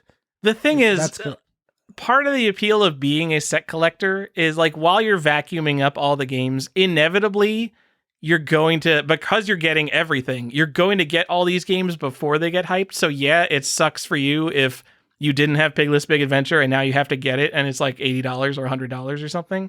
But I bet the much more common situation is that 1,000 people are collecting GameCube sets and they just already have Piglet's Big Game. It's whoa, good thing I already have that. And that, we got a bunch of people feeling good for how smart they are for vacuuming up every GameCube game, inclling the Piglet game. Man, I am a genius. Me, Disney basketball. Whew. Yeah, right. You just, if you're a set collector, you did the dumbest thing. You just bought everything. There was no nuance to it, but because you did that, every time a game spikes like this, you're like, oh, I'm a genius. I already bought it. So smart. So what do we do? We poo-poo set collecting all the time, but when it comes to this stuff, if you want to feel like a genius, buy every video game. Yeah. All right. Any more trends you want to talk about? Any other big things that you're going to remember about 2024? I don't know, Johnny. Are people... Last year, a big deal was people complaining about prices. I think they're down. So I've heard less price complaining this year. Do you think that's true? Yeah, honestly, I see more people joking about how prices aren't going up and that their investments we're not realizing the gains. Yeah. I mean, when I say complaining about prices, it used to be everything's too expensive. I've seen a lot less of that now. So You're just used to that's it now. interesting. Now, 2020 was 5 Now- years ago now almost. So you know what? We're just used to the prices. that's what happens. You know what? that's what- You know how I bet a lot of people adjusted because like if all the PS2 games are $7, you're just like, oh, let me buy all the PS2 games. You know what you probably did if now a PS2 game costs $12? You're just slightly more picky with the games you buy. You still get the exact same games you wanted. You just buy like less stupid bullshit. That's probably what everybody collectively did. And like no one is like dissatisfied with the games they're buying. It's just like, oh, I can't get Piglet's Big Adventure. I was so looking forward to that. I guess I'll just have to stick with my copy of Super Mario Sunshine. Well, I mean, that's why we said we think set collecting has been dead, right? Is more people had to be like, you couldn't just buy everything anymore. So people just bought the good stuff. I see you guys out there with your Switch collections, over 2,000 physical games. You guys are out there. You're insane. You guys need help. No, don't listen to Tower. It's a very reasonable and honorable endeavor. Please continue and send me pics. Someone's got to do it. And if you show me your collection of 2,000 physical Switch games, I'm assuming you have every single limited run game. I want to just see the shelf. Just like the absolute pile of money just spent to check the checkboxes. Doing it. Speaking of limited run games, you have a little note about that. That's also one thing I'm going to remember from this year. Limited run games coming to GameStop. Limited run games is over, dude. I don't think anybody genuinely cares.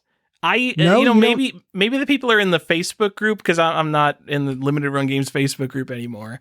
Even then, the Facebook group on limited run games, it was like all people bitching about stupid shit that doesn't matter.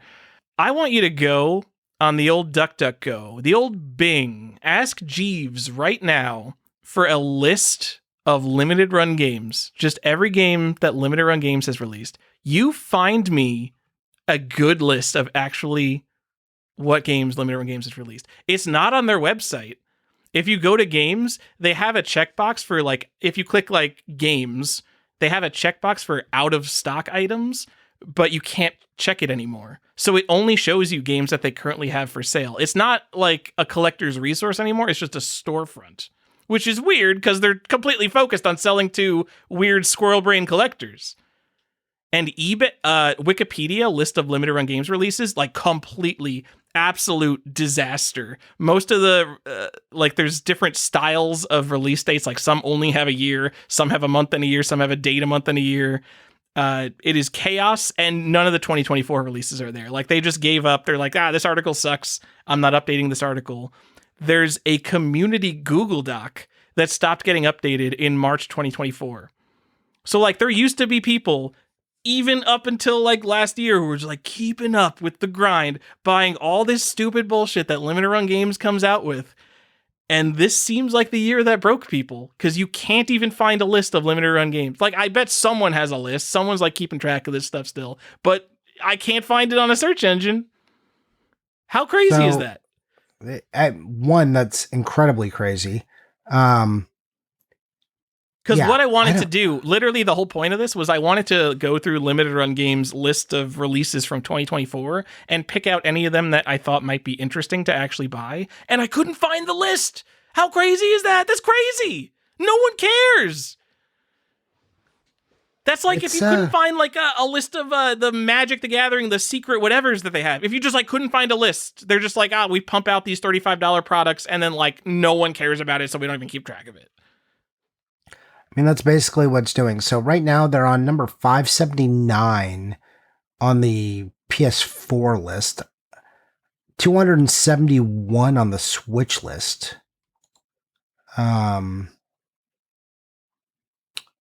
Yeah. And 132 on the PS5 list and number 40 on the Xbox list. Is that exciting? Tell me what Switch game number 202 is without specifically searching for limited run games 202. Oh, I would have no idea. Well, you probably see that would be. How would I ever know that? The community list that was updated until March was probably good. It probably had everything, and then just like there were probably a couple people maintaining it, and they got done with limited run games. Anyway, that is very, very interesting to me. It's a little bit sad that because this is for collectors, right? This was like, oh, you're game collectors. You're collecting, forever physical, all that nonsense. You're keeping we're going to keep track. We're collectors. We understand who we're talking to. And then just none of it is even there. It is pretty sad, but you will be proud of me, Tyler. And maybe this speaks to why it's fallen off. How many limited run games did I buy this year? And I have, even when I disparage them, I have to cough up how many I bought each year. And it's always a number that I'm unhappy with. Okay. I'm going to assume they had at least one Castlevania thing. So I'm just going to say 1. They did not have a Castlevania thing this year. Ooh. Is it 0? It is 1. It's 1. All right. Well, almost. What'd you get? Almost. And it was in April, and it has not shipped to me yet. No shock there. It was Shantae Advanced Risky Revolution, the GBA copy. Okay. All right. Well, and I hadn't bought anything because GBA. That's GBA. all I bought. All right, I get it. And before that, I hadn't bought anything since September. So, yeah, a pretty good run for me, not buying anything. I'm proud of you. I have also bought nothing from them, but I'm not really keeping track. I'm not exactly opposed, but there's been stuff I'm like, I'm kind of interested in, and I just didn't. This is like, nah, never mind. I don't care. I'm not opposed to them. I mean, they're making physical releases of games. It's just I don't need to keep my tabs on everything. It's if I decide I want something 5 years from now, I'm not going to be like, oh no, that was a limited run release. Yeah, I'll go on eBay. It will be there. If I have to pay a premium because it is one of the very few games that commands a significant premium, it'll probably be a game that's worth the premium. And I'll just be like, all right, well, I fucked up. I didn't buy this one. But you know what? At least I didn't buy 6 other games that I didn't really need that have not gone up in value. Yeah. Anyways, that's our stuff from Limited Run. They've been kind of all over trying to get stuff done. We'll see I'm curious what the future holds for Limited Run games. I'm worried about them. You're worried about them? They're releasing... Did you go on their website? Remember when they used to have one game and it was here's the game? They have whole cavalcade. They have to be doing great. Do they? Because I feel what they're releasing is a lot less interesting than it used to be. I think it's interesting to normal people. I don't know. They got cool indie game. I don't know. Shin-Chan Shiro in the Coal Town. Someone cares about that because they got a big limited edition of it. So someone has to care about it. They got all these Virtua Fighter games. Virtua Fighter 2, Virtua Fighter 5, cool. 8-Bit Adventures 2. I don't know what that is. Some indie game no one cares about. But Cosmic Fantasy Collection 2. I'm sorry. I forget who. But Cosmic Fantasy is someone's favorite game in the Discord. Should we give them we got to give them a shout out because I forgot who it was. But now I'm going to, with the magic of editing, I will remember who it is. I can't find it. Wow. Good call out. Johnny, who I can't find it. I'm searching Cosmic Fantasy. It's only Daddy Milk and Clearvis I see. I mean, yeah, it's got to be in the TurboGrafx thread, right? Daddy Milk played it last year. I don't know, Johnny. Someone cares about Cosmic Fantasy 2. Say the words Cosmic Fantasy in the Discord again so I could find you. Okay. You know what? You know what Limited Run games have? There is a thing right now. If I was I'm not going to say weird because we're all weird. If I was a panicky full set collector and I was collecting the PSVR set, they have right now Kayak VR Mirage. It is a VR kayak simulation, probably not game experience, only being sold through Limited Run games. I would probably be like, oh, I got to get that because who is going to buy this? And it's going to be part of the VR set. And we have said on the show, I think the PSVR set, this is the PSVR 2 set now, but whatever. It's going to be one of the most collectible sets of the modern era because it is such a specific and unique thing. And who the fuck is buying a virtual kayaking experience for $40 physically? Oh, not me. Yeah. I met like literally every single person buying this is either going for a PS5 set or the PSVR set, right? Like 0 people are like, yeah, I got to get that kayak thing physically. You know, the VR set is a thing I did look at. I was like, do I want to do this? And then I decided the answer was no. Is it because you didn't hook up your PSVR in a while? You mean haven't hooked it up in ages because I don't want to feel like I'm tethered into the Matrix just to fucking play a video game? But you could pretend you're kayaking. I know. With like all that bulk on my head and just like, yeah. No thanks. All right. Man, maybe 5 years from now, can we get like less bulky VR headsets? That would be kind of nice. I'll call it the best trend. We used to do best trends, worst trend. If we could get like actual glasses that are as good as like the Apple Vision Pro is now, be pretty cool. Didn't Apple discontinue it? They sure did. That's wild that it failed that hard. I did not expect that. It was too expensive. Wow. Who would believe that a $3,000 headset with a limited array of software was not going to be a smash hit product? But whatever. The point of it was not to sell it. The point of it is that the next one will come out and it'll be $1,800 and they'll be like, wow, that's like $1,000 less than the old one. And then once they can get it down to $1,000, it'll be like, well, it's not $3,000. This is actually a deal. Had that thing been like $500, I probably would have bought one. I mean, but they can't come out the gate with that because they got to make you think like, oh, it is finally affordable for me. I mean, is that true? Because what they did with the like iPhone is the prices were lower, and then they're like, look, it got a lot better, so now it's got to be more expensive. And phones just got more expensive, and we all just said, okay, not you, but the rest of us. Hey, I'm on a flagship phone. Is a Google Pixel a flagship phone? I don't know. That's wild. My wife is giving me a thumbs up right now. Google Pixels are flagship phones, baby. These phones are like $900 now. All right, so we can text now because your phone is in total garbage, or do you have garbage service still? We can't text because the FBI just said that you should be using encrypted messaging service because China is spying on the actual service provider networks, Johnny. Come on. Oh, so like encrypted iPhone messages? Yeah, that would be fine, probably. Okay. But you can't do that because I'm on an Android, so don't send me a text. China's going to get it. Tyler. Come on, man. 2025 could be our year. Could be us. But you're over here I joke like and Matrix. I play this up, but it's funny because my mom thinks I'm like legitimately like tinfoil hat crazy. And I know that I am a little bit that in a genuine sense, but also like she thinks like I'm far gone. She thinks I'm like Alex Jones, like down the rabbit hole, think the government's out to get me genuinely. It's kind of fun. The masks we wear for our family. What a fun topic. Let's keep doing. You want to talk about that? Let's talk about how we're all going to be in front of our families during the holidays, or how we were. Anyways, let's not. Any other big trends? Anything else you want? Big prices? Any big swings? What was 2024 to you? What else you got for me? Well, we'll get to the biggest games of the year, Johnny. I want to say, what games from 2024 do you think will become collectible? Ooh, from 2024. Well, I would like to look at a list of limited run games, but I can't find one. Yes. Okay. Because theoretically, those should be the collectible ones, right? See, I think it's so hard in the moment now because everything is so gettable, so common, literally mass-produced hundreds of thousands of copies of anything we would talk about. So we really have to speculate, like 20 years from now, is there anything from 2024 that people would be like, damn, wish I got that when it was cheap?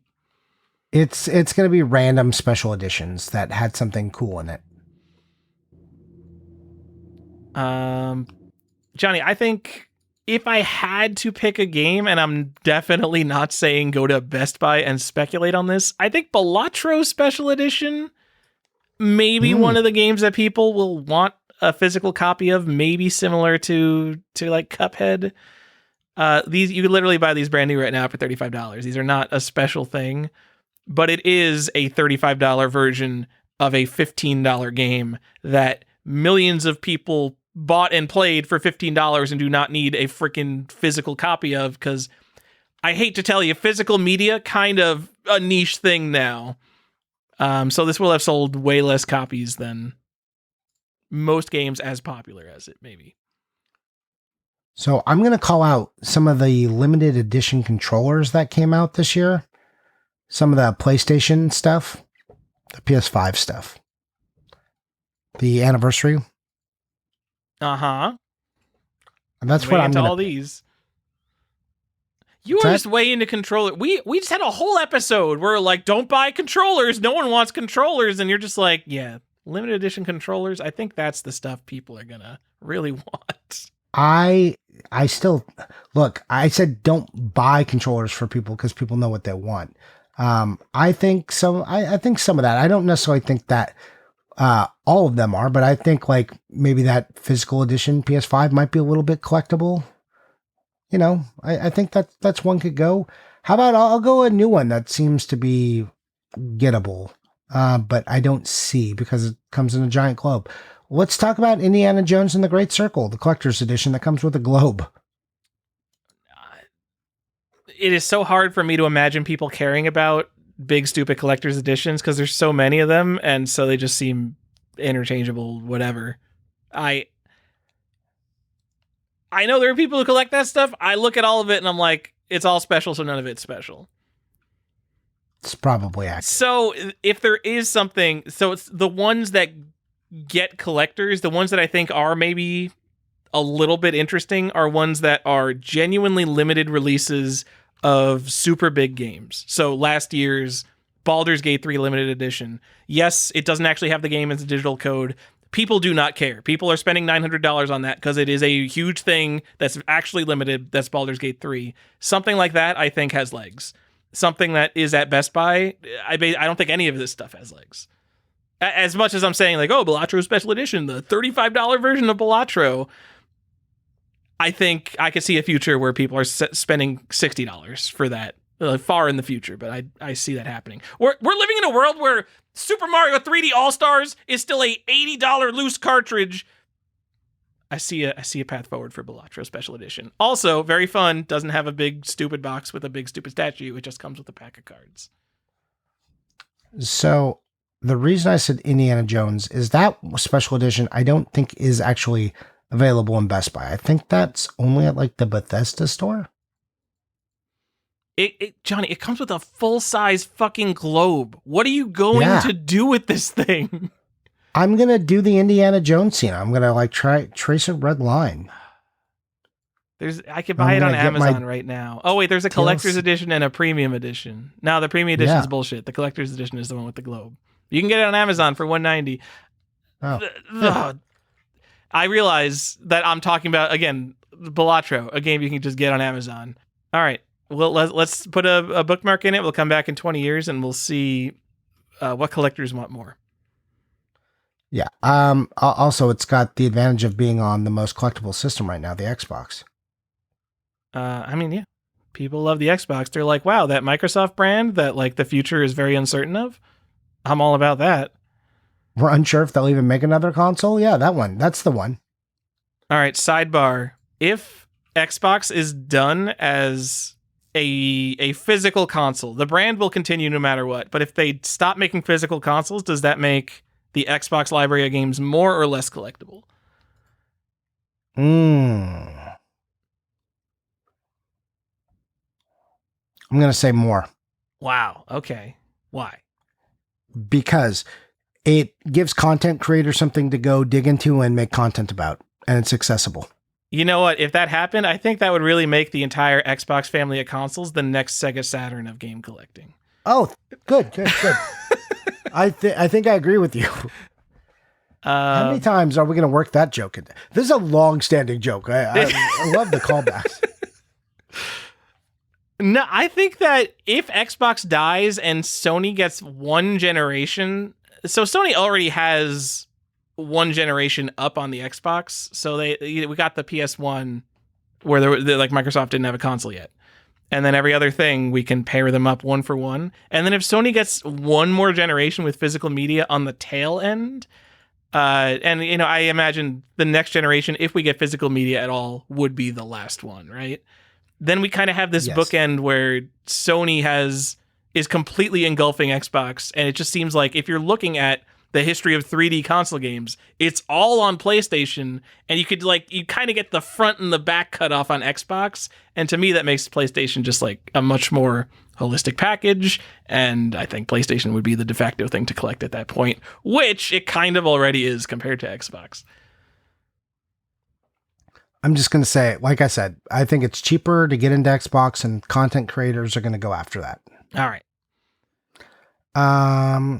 There's also the Nintendo Switch, which will be around.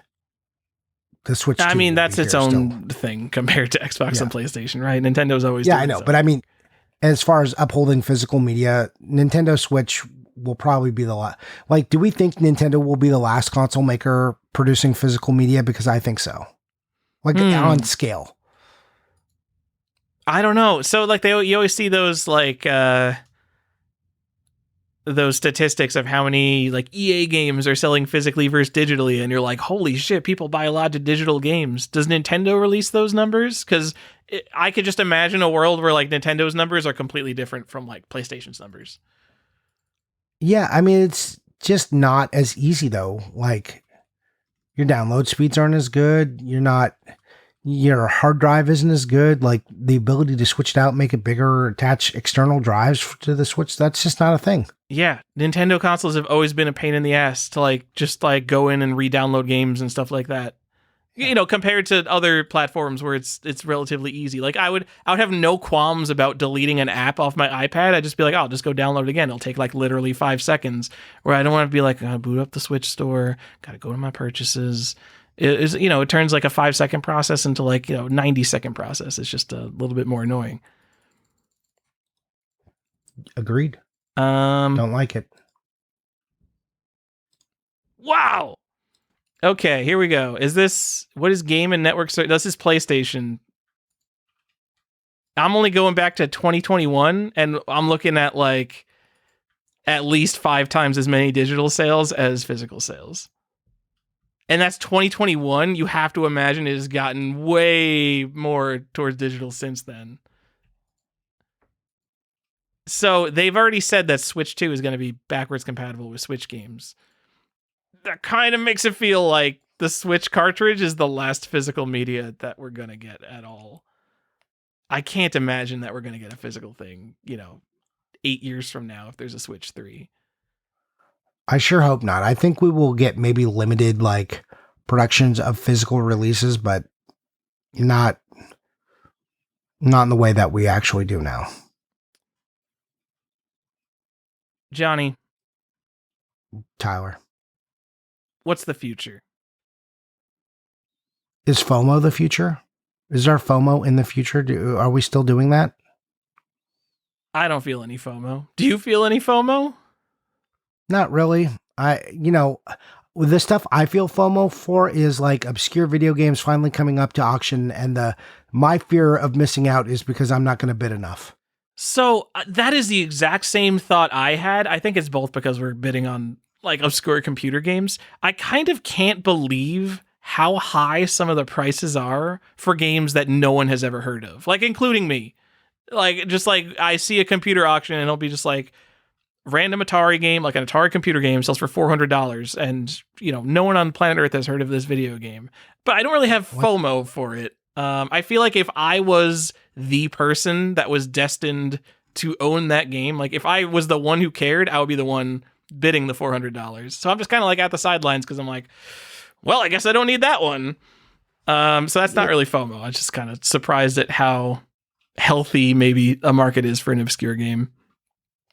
That, that's kind of where I am. Yeah, I'm not too worried. Like there's been very few things I've been like had any kind of fear of missing out. There was one game most recently purchased that I was like, oh my God, if I miss this one, I'm going to kick myself for it. So don't miss it. Save it. I'm so excited. But even that, I wasn't too terrified of, and there hasn't been anything not really, not super afraid. I don't know if that's just us and where we are. I don't know where the regular collectors are right now. Like, I don't know if the people who are grinding 360 out are still suffering all the FOMO, or people who are still grinding Nest libraries are still like feeling that. But it feels like stuff definitely settled down and things are more obtainable, and that like rampant, like, fevered mindset, the brain disease that everyone had has relented. It sure has. And like when we are in kind of like a down, more calm thing, I'm usually thinking about like what's the next thing that's gonna pop off, and I can't even imagine. Like what is gonna be? Is just gonna be like, I don't know, are we all into complete box NES again, or is everyone, is everyone who cares about NES dead and Xbox 360? Because when you do the thing where you like roll up like, oh, the current generation of collectors currently cares about Xbox 360. Like, yes, that's true. There's a lot of physical Xbox 360 games. So like, yes, some like weird stuff can pop off, but as a whole, I feel like it's a shambling mass that's going slowly upwards, and like the console Xbox 360 as a whole can't really have a spike. There's simply too much of it to, you can't buy out the market like you maybe could on what we've seen in 2020, where like mint complete in box NES and Super Nintendo games, those are basically off the market now. Those have been sent in to be graded. Yeah, I don't know what the next thing is. I also have trouble kind of sussing that out. And I don't know if it's because the market is too big, but like the pricing is too big still, even on stuff that isn't that expensive, especially when a library is that big. It just becomes kind of untenable. So I don't think set collectors are driving the general, like set collectors used to drive the boat in collecting. It was just whether people liked it or not, they were going out and buying everything. So prices generally moved up. Now that set collectors are gone, those prices on everything aren't all moving in an upward trajectory. So now like the trash just stays the trash. So I'm wondering when we will hit that, like a new trough, right? And then we'll reignite people to go buy all of the trash again. I mean, the upcoming catalyst, it seems like it's probably going to be a while from now, is going to be the end of physical media. I think that is going to cause a mad rush on physical media. That is going to cause it, like whenever that happens, whenever Nintendo is like, this is it, this is the last cartridge we're ever making, people are just going to go buy out a bunch of random shit. And like we always see, like a bunch of prices are going to spike, and they probably aren't going to come down to what they were before. And that's definitely something on the horizon eventually. I am imagining there's going to be a market boom before then, because that's like years off at this point. Yeah, I mean, and this is for people to be aware of, this is a thing Nintendo could announce while still making cartridges. They could say in the middle of the Switch 2's life cycle, this is it. After this, no more physical media for Nintendo. And then all of a sudden, all of their later print Switch 2 games are going to sell a lot more physical copies. Yes, that's kind of what I think they'll use it as a business strategy for, and what I was kind of getting at there. Yeah, I think Sony will probably, and Microsoft will come to those announcements sooner. Like we could see a Microsoft being like, we're out of the business of making games, and except for being like a brand. It'll be interesting when that starts to happen, but I agree that could cause the next big rush. I think there'll be little rushes on stuff, individual games, someone will start identifying keys again, and we'll probably see some action. But the next big one that's really going to shift the market, yeah, I think when the first big maker, one of the three, says that's it for physical media, is when we'll see the first rush. And I when think we Nintendo might see the death of Microsoft making games at all. But I don't think if Microsoft says that's it, no more Xbox, I don't think that's as big as Sony saying no, that's it, no more discs. No. I think these are, look, I think each one causes a move in the market, and to different degree. Obviously, Microsoft having the smallest amount, Sony having a much bigger amount, and then when Nintendo does it, that's when we all know, because they're going to be last. That's when we all know it's like really over, and people are going to go nuts. Yeah, I mean that's going to feel like video games are over, because every video game that people care about, I'm sorry, games from the like 70s and early 80s, every game people care about has a physical copy. So when Nintendo says no more, and 3 years later, there's a Except the Zelda witness. game and you can't own it anymore, except for like probably some statue that comes with the download code. Panic, mass hysteria. People are going to be like, I can't believe the resellers have ruined the market again. It's coming, guys. This is like within the next 10 years, the market will be on absolute fire. So prepare for it however you want to. It's happening. Think of all the YouTube thumbnails you're going to have to like stare at. Nintendo ruined my childhood. Video games are over. Nintendo, why? Like all the outrage and nonsense. You know, that's all coming. Man, and you're going to feel the YouTube FOMO. We say like, there's no FOMO now. I'm going to be feeling the FOMO when physical games are over because all of a sudden I'm thinking like, oh man, all the other people who are hunting the same games as me now in the back of their head, they're like, oh, this is it. This is like, we're in the final round right now. There's never going to be any more of this stuff. All of that first party Switch stuff you haven't bought yet, might want to look into it.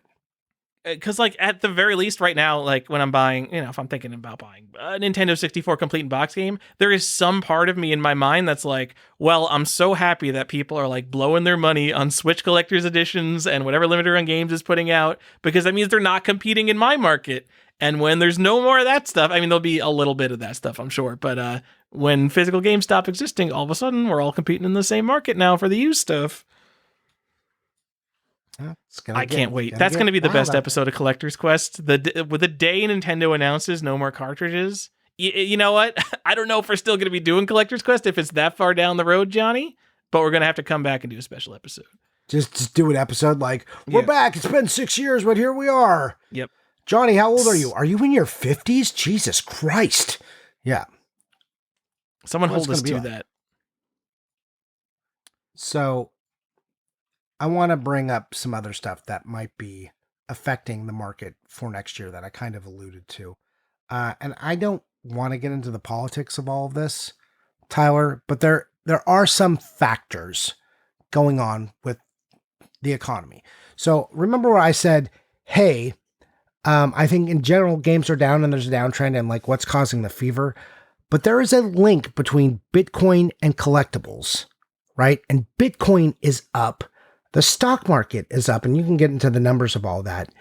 So usually when those things have money going into them, especially Bitcoin, people start to look for alternate assets, and that's typically been collectibles. And we start to see games get hot. Now we saw that. I mean, that might have just been the perfect storm at the time, but we've seen links to like Magic cards and comics also go through these kind. When Bitcoin is hot, all these things do better. When it cools off, they do worse. Currently, Bitcoin's doing very well. Do we think we're going to see some of that? And then on the other side, which could keep things down, especially for new games, and like, I don't know what this is going to mean for shipping and overseas stuff, but tariffs, Tyler. What I don't want to go into whether tariffs are smart, good, bad, or anything. But if there are new tariffs on games, what is that going to do to the market? Well, these are all the things that are kind of going on that a very uncertain 2025 have in front of them. All right, so those are two very different things. So let's tackle Bitcoin first. But you could definitely see. What I mean is they are both pressures that are going to affect the market, right? Yeah. So they're big pressures coming. That's their tide. They're not the same thing. I'm not saying that. I'm just saying they're two, and they're kind of counter pressures that might cause market headwinds.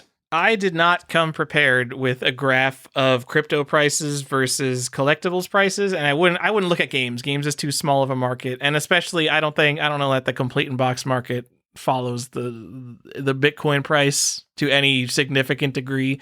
I bet there are people who get crypto rich and then bought graded video games. I bet like the kind of person who would buy a $1.5 million copy of Super Mario fucking 64 might be a person who just, fuck it, I made $80 million in Bitcoin. I'm just going to buy the best copy of Super Mario 64. That is a plausible thing for me to believe. But I do know people into crypto are nerdy and do not give a fuck about money. Like, if you put a significant amount of money into crypto and you made, hundreds of thousands of dollars on Bitcoin just hitting $100,000, like, that was a very risky and crazy thing to do. And if you are into risky, crazy things, you might be buying graded video games, Pokemon cards, things like that. I think there's an obvious overlap in the mindset of that person. I mean, I think, YOLOing your money. I think gambling is fun. If you want to, I think maybe instead of your sports gambling, just throw your money into some Bitcoin or something. But I think the mindset overlaps and it makes a lot of sense. Johnny, Yeah. tariffs, I have no idea, because we already got $70 video games. You hear the news articles, whatever, but you see news articles like, oh, the PlayStation's going to be $1,000 now because of tariffs. My thought is, because of the obvious public backlash from, like, generally people don't know anything and people are dumb. But if people see, oh, PlayStation now $1,000 and I have a very clear person to blame, that would just be a policy that policy is not going to get enacted, because we need the bread and circus. And you know what? The PlayStation is the circus part of bread and circus. If they double the price of PlayStation with a very obvious policy, like that would get a big portion of those sweet millennial and Gen Z male demographic out to go vote you out of office. So I don't think it's going to happen. Incremental price increases a little bit on everything else because of that. I don't know, maybe, but I don't see a world where $1,000 PlayStation that you can blame on one person, the president of the United States. I just don't see it happening. Well, there's not going to be a voting out thing because second term, so I don't know if there's going to be any care for that. So that's just a thing to factor in. Like, oh, how much if you're thinking about, if any president is thinking about whether their decisions affect their candidacy, that's out the window on the second term. So I guess. And, I would, politics aside, Johnny, I would hazard a guess that Donald Trump does not care about the health of the Republican Party. So, maybe he'll just do unpopular stuff like that because he wants to. Yeah. I don't think his base is exactly Republicans. I mean, politics have gotten very strange and the party alignments have gotten very weird over the last 10 years, but, good luck and more power to everyone who pays attention to this stuff and is into it. How is it going to affect the games? I don't know. If tariffs happen, if this is a thing, do games suddenly get more expensive? Does this actually is this a catalyst for games becoming digital only? Does this quicken the death of the physical media market? I don't know. I know there has been some boom for physical media in other sorts, which is kind of interesting that there's been a resurgence there for like movies and whatnot that have been occurring. I'm unsure what's going to yeah, over the last couple of years have been a kind of the same way records and stuff went up. DVDs and CDs and Blu-ray, 4K, 8K, all that stuff has kind of been moving up in like collectability and wanting to own, because there's been a growing distrust of internet service providers and of streaming services and your ability to own things. Shocking. That makes I a lot know. of sense. You're right. So, and I think it's the average person can probably throw on Netflix and they use it as like a second screen that just plays some true crime documentary in the background. But like for the average person who's like, I need to watch all the good movies, you could slice and dice your way through a billion streaming services and get everything else from like, you could buy most things on Amazon. You could rent them for a few bucks.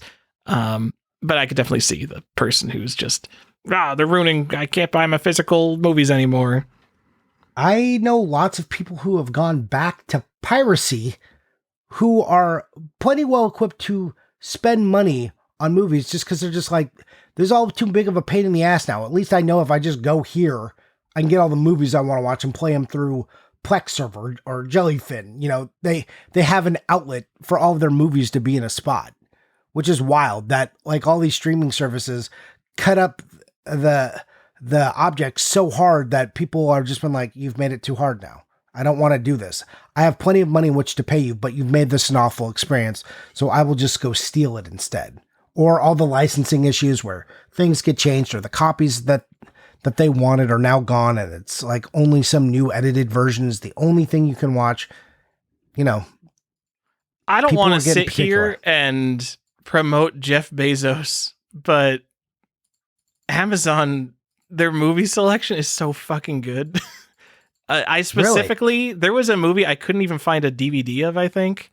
Just an obscure Japanese movie. I don't know how obscure it is. Suicide Club.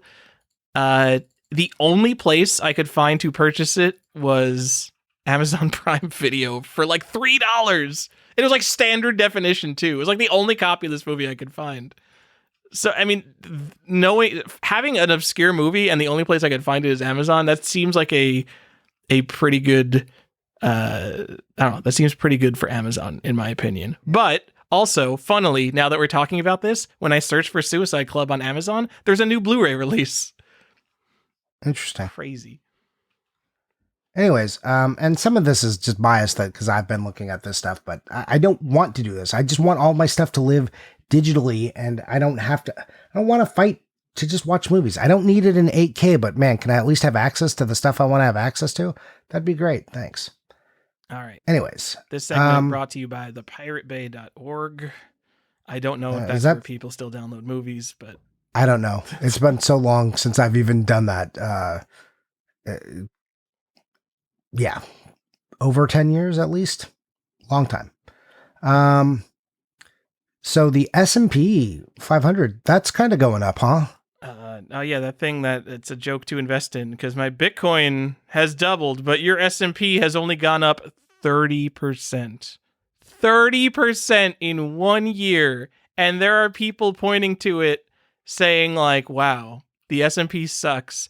I think like there is a mindset, like basically people who haven't lived through 2008 when the stock prices actually did go down.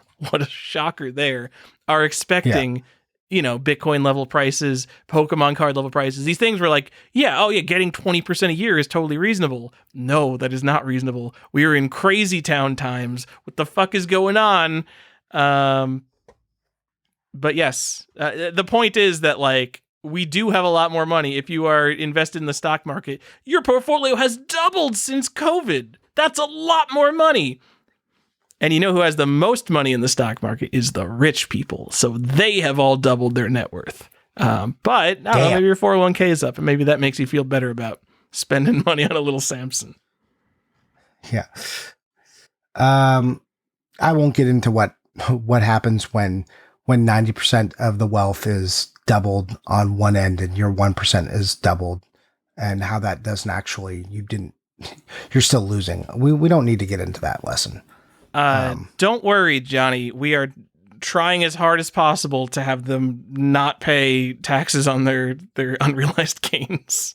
Oh, thank goodness. Thank goodness. Yep. Anyway, don't drag me into this. Okay. Anyways, things out there be crazy. S&P 500 is in crazy town. Bitcoin is in super crazy town. Every time I'm like, no way can this happen. Look at it. Look at the way it crashes and it's so unstable. Blah. And then, here I am looking at it. I'm like, well, I should have bought Bitcoin. Well, I guess I was wrong. When it was at 60,000 back in like 2021, I was like, there's no way. And now it's like over 100. After being in 2022 down at like 17. From falling from 60 to 17, losing 40% or 60% of its value, and now being double that. I don't understand. I don't understand Bitcoin and electronic currencies like this, Tyler. It's You're an old man, Johnny. It's the future. Digital money. Yep. Blockchain ledger tracks all your stuff. I'm all about tracking. Yep. No thanks. There will be a huge internet circle jerk. If Bitcoin in like the next 2 years goes down to like $8,000, it'll be like, everyone had their 4-hour documentary on like the rise and fall of NFTs and everyone will just be like peeing on Bitcoin's grave. But of course, as we all know, it's going to 2.5 million by 2027. Guys, invest now. Bitcoin is the only stable investment. It's real money as opposed to fake money, the US dollar. How do we know it's real money? Because we measure Bitcoin's value in US dollars. Oh, wait. Yeah.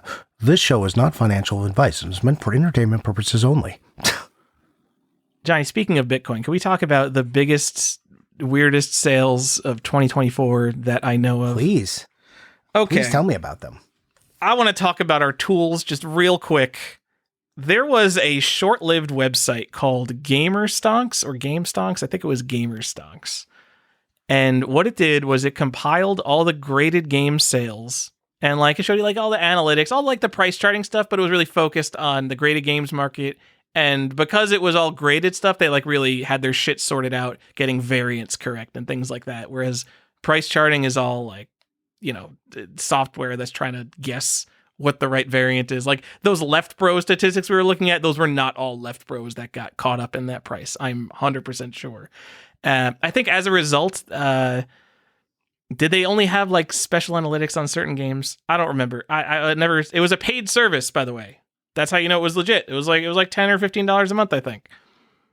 And I looked at that and I was like, come on, who's gonna pay $10 a month just to get like some basic pricing data? You could go to Heritage Auctions, you can go to Golden Auctions, you can go to eBay, you can just look up these prices yourselves. Like, why do we need this all sorted out in one place? And Johnny, I wanted to do the simplest thing. What I wanted to do is find the biggest sales of the year. So I go to Heritage Auctions. It's great. This is a wonderful website. I love Heritage Auctions website.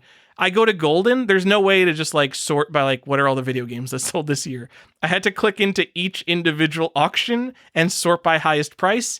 And they don't have video game auctions. They have card auctions and pop culture auctions. And I think the video games are mostly sold in the pop culture auctions. So I clicked a few Golden auctions. I got a few prices and I'm like, fuck this website. Man, I wish I had a gamerstonks.com to sort all this shit out for me. And then eBay didn't even try because the price history only goes back 3 months. So I kind of was like, what's the point of Gamerstonks? And yeah, now that I was just looking for the simplest thing. Like, yeah, I understand the point of Gamerstonks. The point is, if you were bidding on a 9.2 graded hang tab Metroid, you would know, you could just go to that one place. It would have all the data from all these stupid, obscure auction sites that sell graded games. And you would just look up the price of it. It is crazy to me that they're out of business. I think they went out of business because one of the companies complained that they were scraping their data, and the company was like, no, that's our data. You are stealing our proprietary data, which is just... I don't know. If your data's public and it's out there, if he was training an AI model on it, it would be totally legit because everything is just fair game for AI model training. But the fact that he wanted to report on public sales prices from a website, we're going to shut you the fuck down for that. I think we know it's just one of the guys in one of, that's like on the Discords, but like we know which company shut down Gamerstonks, so we could just say fuck them. I hope it's Golden. Fuck Golden. So yeah, and this happened in May of this year, if I'm correct. All right. We miss you, Gamerstonks, a website that I have barely visited and definitely would not have paid for, but I know you were loved and you were missed. Now we're sad. Just another tool is dead. Johnny, the biggest sale of the year, I think, I'm sure we got some people listening who follow things maybe closer than I do these days. There was a first print Zelda that sold for $375,000. And I think it was actually a decent deal compared to the other first print Zelda that sold for $288,000. And my logic was the more expensive one, I think, was like a 9.2, and the less expensive one was an 8.0.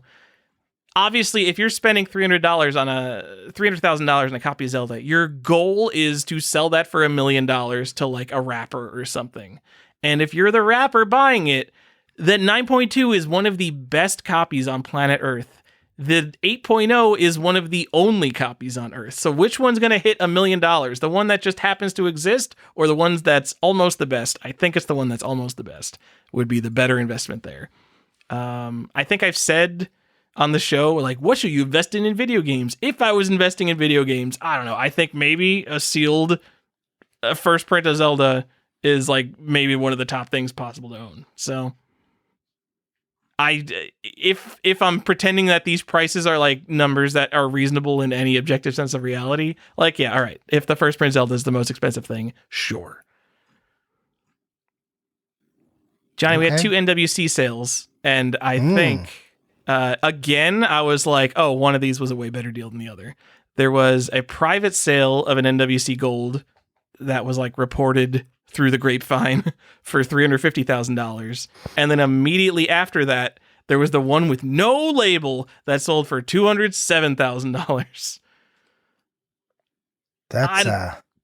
It's to me, it comes down to like, if you could have an Action Comics 1 and they ripped off the cover and you got it for half price, would you take it for half price? And to me, it would be like, absolutely fucking not. No. Even if there was like, if your options to own it were that limited. It comes down to the first Prince Zelda thing. Like, I think, I don't know who bought the $350,000 one. So Ryan Main, a game store owner, who's like obviously super into like the high end cool video game stuff, got the $207,000 one. If his goal is to sell that to a rapper for $1 million in the future, I think the rapper who has unlimited money is going to wait until he can get one with the label on it. I think that having one with the label obviously is a better investment. I guess if you are that rich, though, you can buy multiples. Buy this one now to tide you over, and then do you need to do that? I don't know how people who have like basically unlimited money spend their money on stuff like this. I always go back to thinking about Bill Gates buying the Da Vinci Codex, like Leonardo da Vinci's private journal. It's like when you have that much money, you could literally just buy anything one of a kind. So why would you ever like something that has one of 26 copies is like almost mass produced to you in that sense? Yeah, kind of.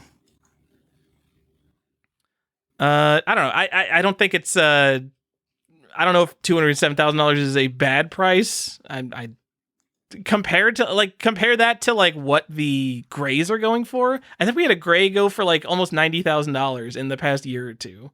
In which case, like, I don't know, the gold, even like the worst gold, that doesn't seem like crazy. It's really only like 3 times the price of a gray. Yeah, it seems like fine. You gotta get like a projector set up and just have the logo projected onto the front of the cartridge just so you could be like, oh, I feel a little bit better now. All right. I think it's mostly interesting that we got those sales. I don't feel really one way or the other. Okay. Mint sealed Clay Fighter Sculptor's Cut for $175,000. Woo! Doing it, baby. Woo! What the fuck? Bro, there was like a Zelda that went for 50% more, and I think that is literally like maybe the best game you could possibly own.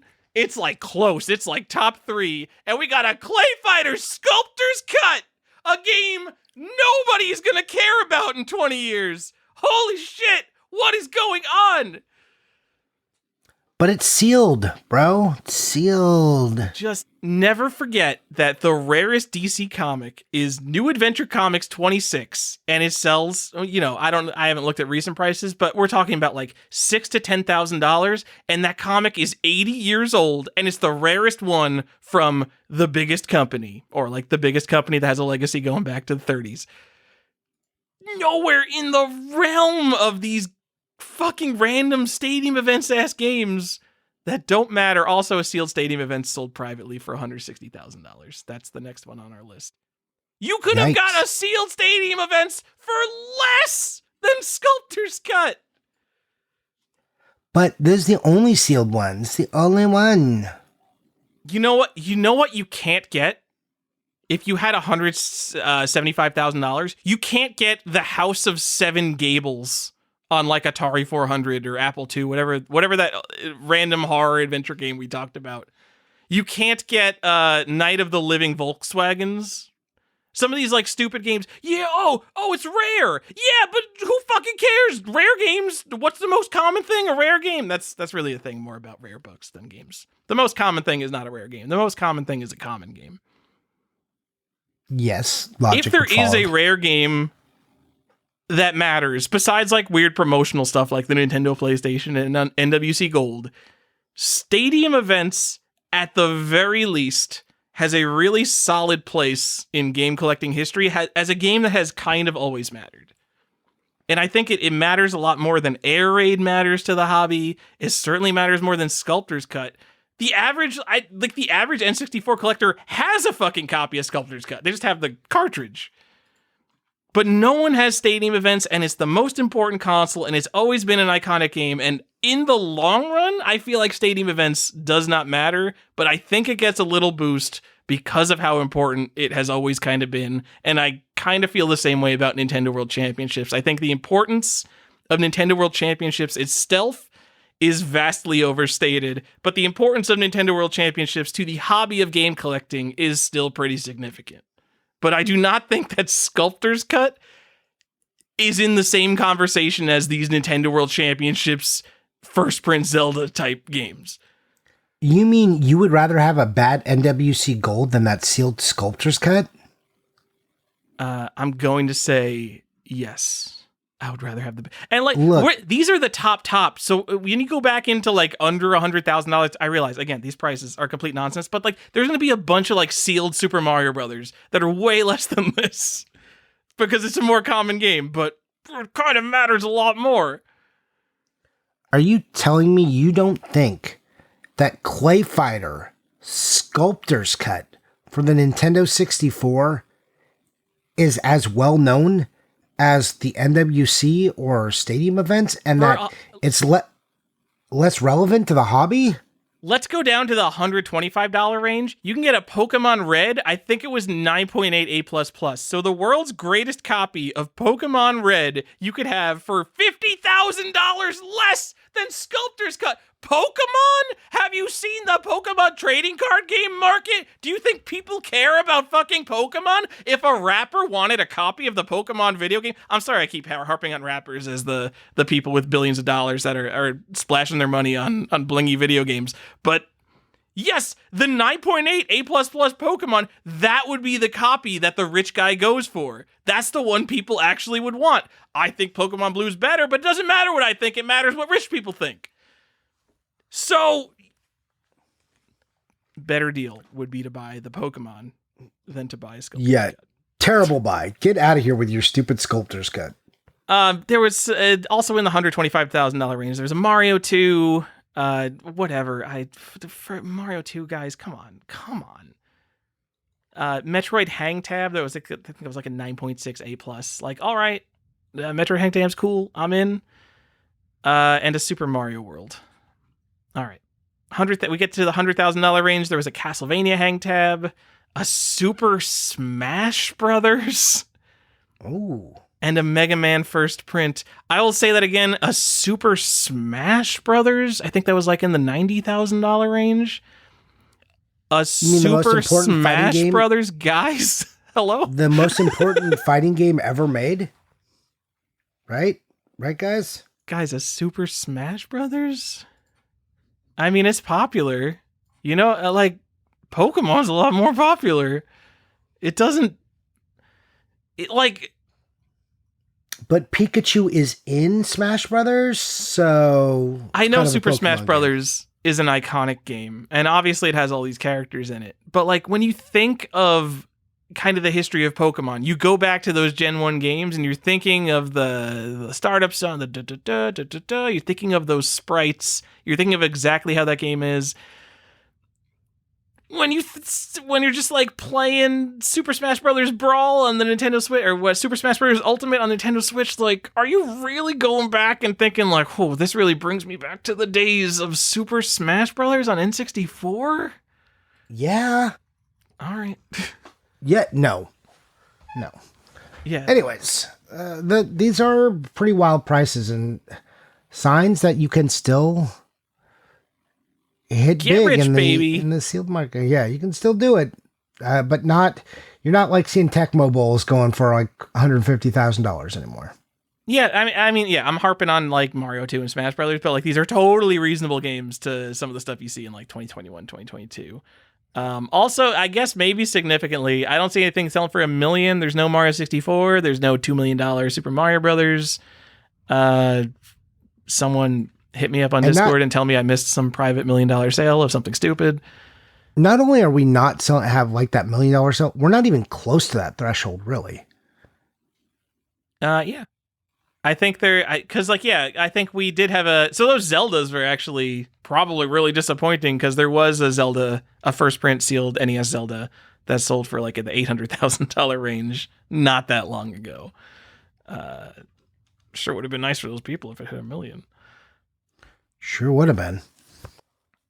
We had NWCs sell for between 52,000 and 84,000. That just feels like what they sell for now. If anything, that 52,000 was kind of low. It was a 5.5, and like the average NWC is like a 6.5, and this one was a 5.5. Like, do we care about the grade of our NWCs now? Like, I thought like these are all just like NES guys that are getting it to be like, I have NWC. Who is like, oh yeah, I have a 6.5 NWC. Like, are you really getting that much more clout for having a grade point? No, the thing is that you got it. You got NWC. You did it. You won video game collecting. So yes, give me the 5.5 for $10,000 less. I'll take it. They all look like shit anyway. They got like glue bleeding through the label. Who cares about your fucking 6.5? No, we got to do the best stuff. Well, then you would have got that 8.0. I think that sold last year for like $80,000 or $90,000, John. That's probably true. Let's go back to that stage of the game and let's buy that. Johnny, I'm going to bring this last thing up because it is. All right, I'm not going to call it the most significant thing that happened in video game history, but it is so far and away top 10, probably top 3. Johnny, the iPhone was released in 2007. A sealed iPhone sold for $40,000. That makes me uncomfortable. Immediately after that, a sealed iPhone sold for like $30,000, and I'm pretty sure they've also come down a bit. But the funny part of this is I saw some hubbub online about high-end collectors saying like, well, none of this really matters because it turns out like one of the high-end sealed iPhones was resealed, and then people were like, well, it turns out we don't know how to verify that these are actually sealed, and so I don't know what that means for the sealed iPhone market. Sealed electronic device with a lithium-ion battery that will just slowly expand over time and destroy the contents of it. But you can buy one for, $30,000 maybe. I wonder if anyone has Collector's Quest bingo and if like lithium-ion battery is one of our keywords. Guys, right now, I know you ignored us the first 3 times we brought this up. Go check your PSP, open that battery compartment, be like, oh crap, and then go recycle that battery. Because, yeah, your PSP battery, it's expanding. Yep. Much like the S&P 500. Woo. Yeah, probably 30% bigger than when you got it. Good callback. Anyways, thanks. Those are some pretty big sales. And the iPhone, like, man, what a weird market that we live in where the iPhone was selling for $40,000. What is the worst buy? Is it Sculptor's Cut or the iPhone? A Sculptor's Cut? Yeah, it's not even a conversation. Yeah, I mean, Sculptor's Cut, like, they made so many iPhones. I guess you could go, like, at least Sculptor's Cut. There's not that many, but Sculptor's Cut's also terrible. It sure is. It's kind of an insult to games. It's not even part of the set. I'm going to say it. There's only 295 N64 games. I might be able to cut off another 1 or 2 of those, actually. It's a variant. I'm calling it. It's a variant. Okay. It's a special edition. I know it has gameplay differences. I know it has like significant gameplay differences. I think it plays like slightly faster or slower. It's like not even just extra characters. There's more significant gameplay differences than I realized. I don't care. It's a variant. Get it off my set list. But we're diminishers here, and we like to take things down. I do. Take that, Sculptor's Cut. Johnny, that is called being an internet content creator. Oh, that's right. You won't believe what people are saying about Sculptor's Cut. Hot checking on the road trip we're going on. Hey, thank you, family of the person driving the car right now who has the aux cable. I don't think people use aux cables anymore. Who is playing this on Android Auto. Thank you for sticking through this with us. We're talking about an $175,000 copy of Clay Fighter 63.5 Sculptor's Cut, a terrible N64 fighting game that you probably haven't heard of. And I just want you to know that not only does the person driving the car know what this is, he secretly wants it. These are the kind of games that he's buying without your knowledge. He's emptying your bank accounts to buy bad N64 fighting games. So you know what? Maybe double check those balances, double check those credit card statements. If you see a game that looks like, oh, this is stupid, what are the chances this is worth any money? It doesn't even have Mario on it. You have no idea. This guy's hiding stuff for you in the drawers. From you in the Tyler, drawers. what are you doing? What? Those I'm are exposing our people. the person. Those are our people. What are you doing? We're going to get canceled. Oh, no. Oh, well, you just trying to alienate our core audience? This is the only chance I have to speak to the families, to try to get them to understand their financial situation. Because every other time they're probably listening alone, but now, very specifically, I know we're in the car right now, heading to Mom's house. Tyler, shut up. What's going on, guys? Are you guys on I-90 North? Yeah, you guys are I-90 northbound. You're about what? You're about halfway there? All right. We're probably not going to make you the whole trip, but you know what? You probably didn't put the podcast on right at the start of the trip. You probably were like, let's get a few miles in before we really just completely podcast this car trip up. So yeah, maybe you're almost there. Okay. All right.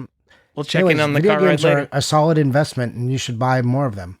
That's our advice from the Collector's Quest to all the wives, girlfriends, and associated family listening to this podcast. Johnny, you want to talk about what we did this year? I do. Let's talk about us finally. Finally, a chance to talk about ourselves. Just been waiting to talk about myself. Oh, my. Yeah, let's do it. It's the end of the year podcast. I got thrown a few voices for the people. You love your numbers, Johnny. I know your numbers are 100% exact. So how many games did you buy this year? 101. That's so exact. So 2 games a week. That's not that bad. Not comparatively. Not from game a day. Yeah. Over a game a day.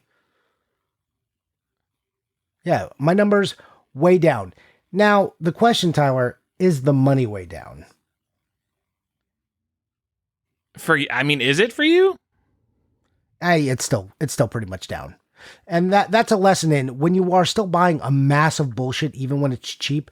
I spent more money on average on games probably this year, but still down. It's the same for me. So I bought, I don't know, in the realm of 70 games. And yes, I was very much like Johnny, like game a day, basically, if we're going back to like maybe 2021, 2020.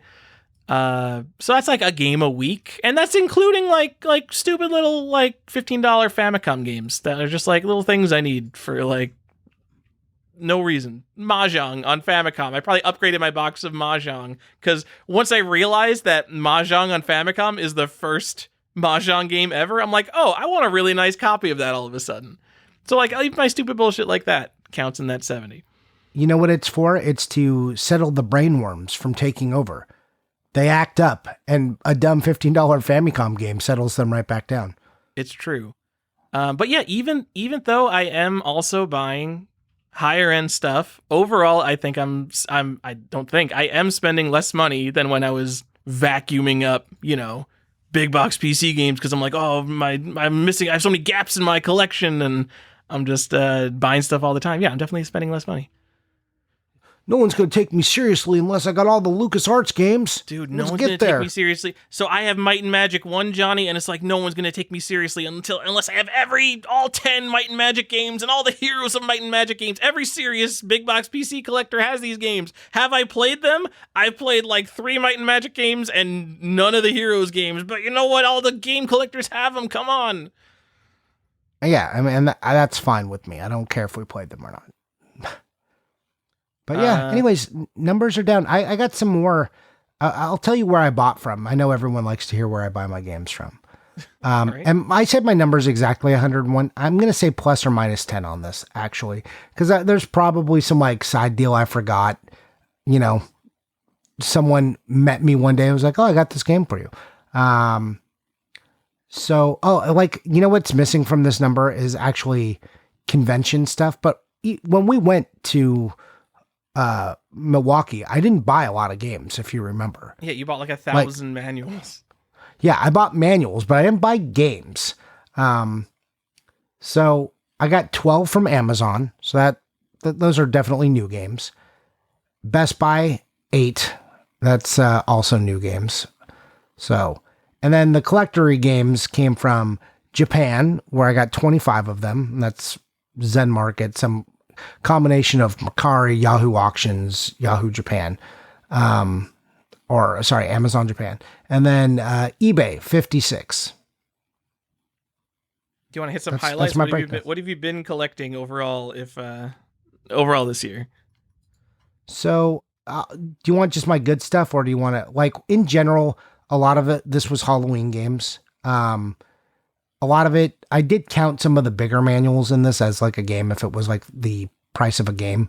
So I did buy some manuals, filling out those, completing some of that stuff, some maps, a lot of, like I said, a lot of manuals just to like complete what I already have, what I'm fond of referring as collecting around the edges, improving your collection. Like, I don't have this poster. I don't have this insert. Let's buy those. Let's not expand the space I need in my office. Let's just make the stuff in my space better. So I did a lot of that. And then like a lot of Halloween stuff and some opportunistic stuff came up. I forgot that I got it this year, but did you know that I got Fireman for the Super Famicom? Yeah, I'm pretty sure you mentioned it. Or not Super Famicom, I'm sorry. Super Nintendo, the European one. Yeah. Oh, good job. Yeah, that was back in February. So I forgot that was a game I bought this year. So that was a big deal. So got Fireman. That was pretty awesome. Are You Afraid of the Dark? This is a game I know we've talked about. I did like a little video on my Instagram about it. But a year ago, not this Halloween, last Halloween, we talked about this game, Orpheo's Curse, and how I could not find a box for the game. All I could find was they had clearly taken the game out of the big box and then repackaged it and put a barcode directly on the jewel case as a thing that happens to it, and they destroyed all the boxes. I finally found a big box of that this year. So I have a complete copy of that now. A game that famously we saw a review of Realms of the Haunting, and they're like, this game's a lot like Are You Afraid of the Dark? Orpheo's Curse. And it's like, who is comparing these games? We got some niche horror adventure fans reviewing this game right now. Man, I can't wait to talk to you about one of the horror games I got coming up in 2025 that I'm going to buy. It comes with a VHS tape. Man, I'm excited to talk to you about that one. I know you're going to love it. Didn't Phantasmagoria come with a VHS tape, though? I don't know. So I feel like that, I mean, if that's like the most common 90s game in the genre. This is not that. All right. This game is from the 80s, I'm pretty sure. Anyway, so I got Are You Afraid of the Dark? I got Personal Nightmare from Horrorsoft. You know Horrorsoft? The Elvira brand game. Well, not the Elvira game. Is it an Elvira game? No, it's not. This is the game where very shortly into its production, they got Elvira on board with them and then just made Elvira their mascot. Yep. And immediately changed the terrible box art to just a giant picture of Elvira in the Horrorsoft logo. Oh, wait, is this the game that Home of the Underdogs called the worst adventure game, the worst point-and-click adventure game of all time? I don't know if that's what they called this one. All right. I think this one has generally like fine reviews. And then this is the predecessor to the Elvira adventure games that came out after this. Oh, okay. Probably not that. So, yeah, that was pretty exciting. And I got the Elvira cover. Not the first cover, but obviously the funniest cover to get is the Elvira cover. I got Gremlins Unleashed, and I know no one cares about that stupid game. This is a Game Boy Color game that was only released in Europe. And Europe has like European Game Boy Color for some reason has this little small subset of what I put in the Halloween collection. And they're just European only Game Boy Color games. I don't know why they have like 5 of them, but you're just like, how did Europe get this? Anyways, it was the last one I needed for this thing I call a subset. I'm the only one calling it that. But the European exclusive Game Boy Color Halloween game set, I completed that this year. So that was, that made me very happy. Do you want to just list that set out? Because literally no one has any idea what you're talking about. Okay, so I'm off the top of my head. I can't remember all of them. But Addams Family... So as Addams Family, not Values, Addams Family, it's based off a TV show. So it was like Addams Family, I forget what else it's called. And then there's Halloween Racer. And what are the other ones? I can't remember the other ones, but there's like 2 more in this set, the European exclusives.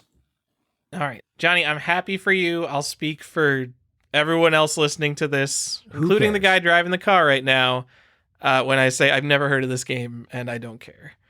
Oh yeah. No, this isn't stuff. This is, you're asking what I'm collecting. This is the road I'm down. I'm collecting only the shit I care about. It does not matter to anyone else anymore.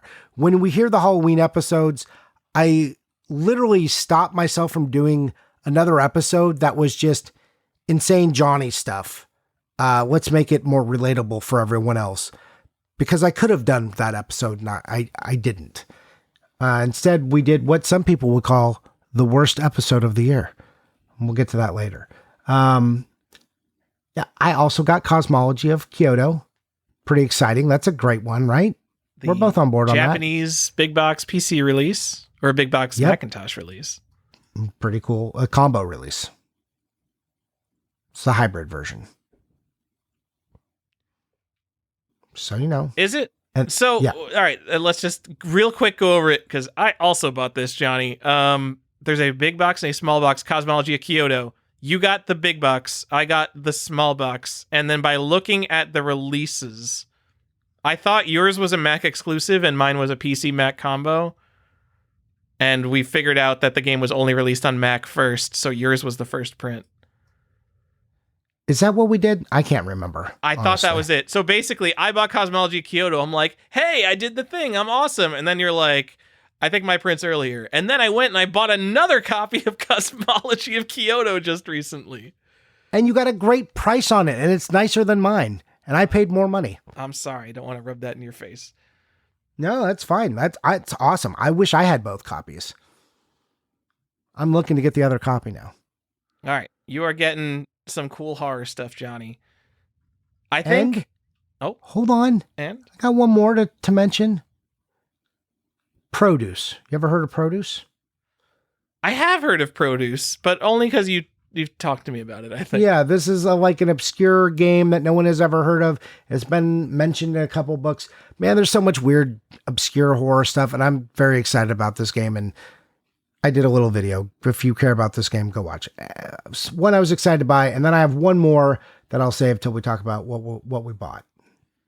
So I think you're buying a lot of mostly obscure horror games, which is great, because we love you collecting what you love, Johnny. I love the Ren and Stimpy Buckaroos manual because essentially all of us, when we have started collecting games, have made mistakes. If you buy an incomplete game, that is essentially a mistake, because not only is that an issue you have to like catalog and deal with and fix later, which is annoying busy work, the price will have gone up by the time you get around to that. And I love the idea that we've been collecting since the mid-2000s, and we have games in our collection that we bought all that time ago that are still like fucking problems for us that we either need to upgrade or make complete or do something to. We have just like mistakes in our collection that are following us around for like over a decade. Like you probably bought Buckaroos like 10 years ago. Oh, longer. Right? It's crazy. We have created our own problems. Oh yeah, you want to hear another one that I did the same thing around the same time with that I fixed? What? Adventure Island 2. Well, Super Adventure Island 2 for the Super Nintendo. All right. Yeah. Same thing. Got the manual. Good job. Like, why didn't I have the manual for this? Why has this been a problem for so long? Anyways. Anything else you've been collecting that you want to recap for the year? Sure. So obscure horror games, again, manuals fixing problems. I was also working on the GameCube, like weird, dumb variants. That's a thing, I like to pick away at. I like collecting me some GameCube games. And so I did some more of that, and that was pretty much my year. Fix mistakes, buy some weird horror stuff, and, some weird one-off stuff. Oh, you know what? I got Dracula, Bram Stoker's Dracula 2.0 for the Sega CD. A game everybody's been talking about and looking for. Yeah. The 2.0 variant of Bram Stoker's Dracula, a game that you literally bought sealed because there's no complete copies available and no one cares about this. Yep. I think I set up a save search. I don't remember. I don't think I'm looking at Draculas every day, so I probably didn't set up a save search. It's okay. Anyways, that's what I did this year. That's kind of the road I've been on. And it's been a road that I've told you I was going to go down. I'm like, fuck it. I don't care anymore. I'm just going to buy weird horror stuff, and I'm going to have the world's dumbest horror collection of games. The Johnny's Halloween collection. We did a whole episode to like what my rubric is for it. And I have a whole thing written out, pages and pages about this dumb thing. That's me. What did you do? Johnny, there's oh no, is Retro 365? Did they take down their website? Oh my goodness, it was such a good website. But there's a couple PC collectors I know, apparently one less now, that they just have websites where they show off their curated collection of video games. So the end game of this, I don't want these YouTube shorts.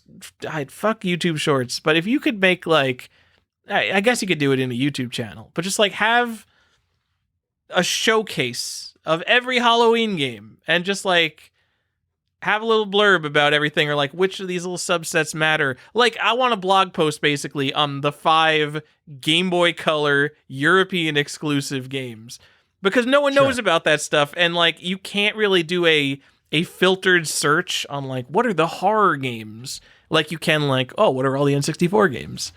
Because it's more subjective and genre based. I want that to be the end game of this collection. I'm basically giving you homework. So you're welcome. Thank you. I appreciate it. Johnny, I don't think this is a very surprising fact. I bought about 70 games this year, and half of those were old computer games, and half of those were just random important Japanese games. Probably 10 vintage computer games, like kind of baggy or like Macintosh games. You got me Temple of Apshai. I just got House of Usher. Raid on Bungling Bay. God, it is hard to find a Commodore 64 copy of Raid on Bungling Bay, the first Will Wright game, the game that inspired SimCity. We have talked a lot about that game for some reason. You just like the box and the name of it. No, we were both confused as to what that game was actually going to be about by looking at the box. We both had the wrong interpretation of this thing a long time ago. Okay. It's been a long time. Marathon for Macintosh, Johnny, Dark Castle, and I upgraded my Doom PC box. I got like 5 big box PC games. I was getting the Wizardry and Might and Magic games. I got a bunch of obscure Pokemon games because I had this idea that I was going to get all the rarest Pokemon games at some point, and I picked off a few of those like pre-order bonus and PC type games. We did an episode on that stuff. And then from Japan, I just got I call it important stuff. Some of it's just like stupid collectory stuff. I got a sealed Kingsfield 1. I upgraded my copy of Metal Gear Solid Shareholder Edition, the Konami Shareholder Gold Box. Some Koei games, Do Dutch Wives Dream of Electric Eels? Ooh, a game where you play a condom salesman running around an apartment complex, and maybe you do more than sell condoms in that game. And that was that's the kind of stuff I bought. And then, you know what? I also bought about 30 Atari games. I don't really bring these up, and a lot of those I bought pretty recently. Almost entirely box upgrades. My Atari collection, like literally I was 17 years old when I got the vast majority of my Atari games, and they are loose and they are trashed. So I'm upgrading a lot of my Atari stuff.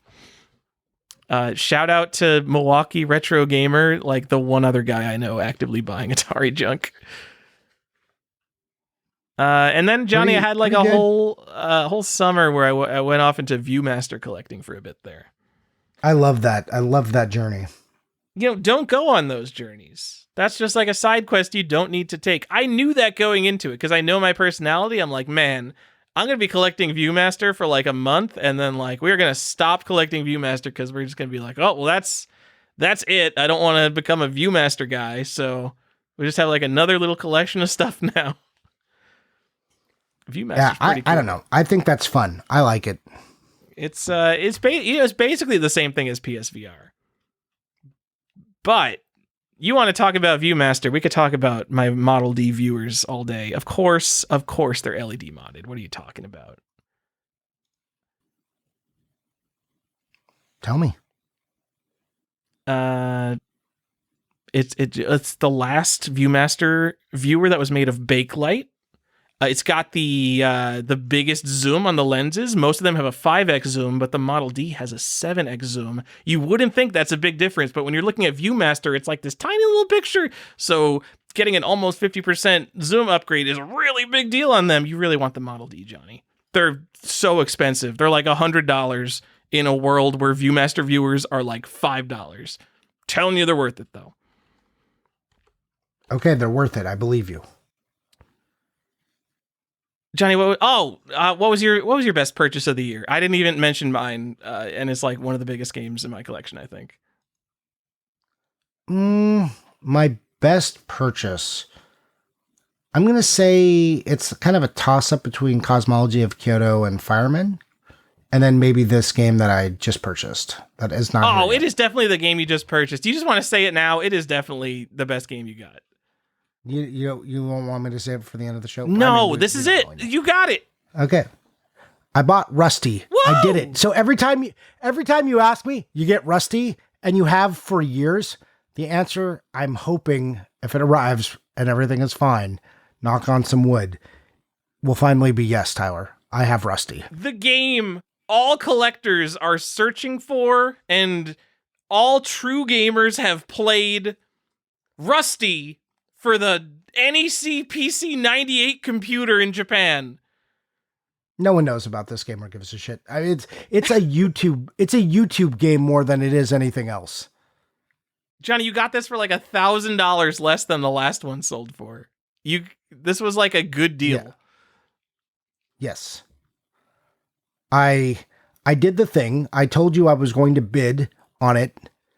I woke up in the morning that the bid was going to happen, and I went, I just feel like I should increase my bid a couple $100. And I did. And it was a good thing I did because I won by a very slim margin. This is a sexy Castlevania clone for a computer. Yes. But looks awesome though. The sprite work is so good. Like it's one of these games like Eight Eyes where you can't look at it and you just immediately think like, oh, Castlevania. But it is more directly ripping off Castlevania. It's just a cool game, and it's rare, and it's very expensive, and it's one of those games like Green Dog for the Game Gear where you'd put it on your shelf, and no one is going to know what this is except for the one person who walks through the door. It's going to be me, and I'm going to be like, oh yeah, it's Rusty. I'm excited that you got that. It's the best thing. It's the new game. It's the new game when we ask, what's something from Tyler's or Johnny's collection that Tyler is jealous of? It'll be Rusty now. Sure. I mean, Blockbuster World Championships 2 was a pretty big game, but yeah, I know. No one cares about that. I mean, yeah, no one cares about that. Come on. No one cares. No one cares about that. No one cares about Rusty. I'm excited though.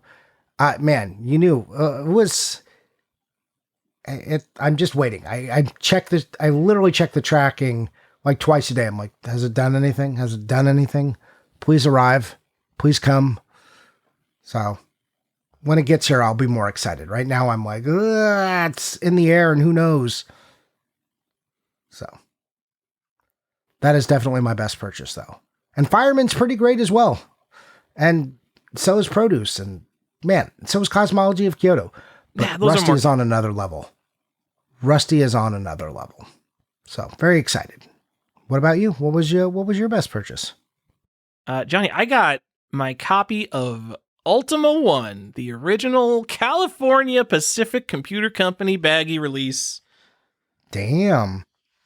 kind of in I like collecting the big important history of genre games, and it is kind of like the biggest game that I didn't have in any genre. And specifically, like, computer RPGs are one of my favorite genres. Ultima and Wizardry, kind of obviously the two biggest most important games. And Ultima is rare. Well, see, like, from a numerical sense, from 1981 when it released, it sold tens of thousands of copies, which is a lot for 1981. So it is not rare for what it is, but they don't come up for sale. And it could be because everyone who has one is like, man, if there is one game I'm never selling from my computer game collection, it's Ultima. So they are hard to get.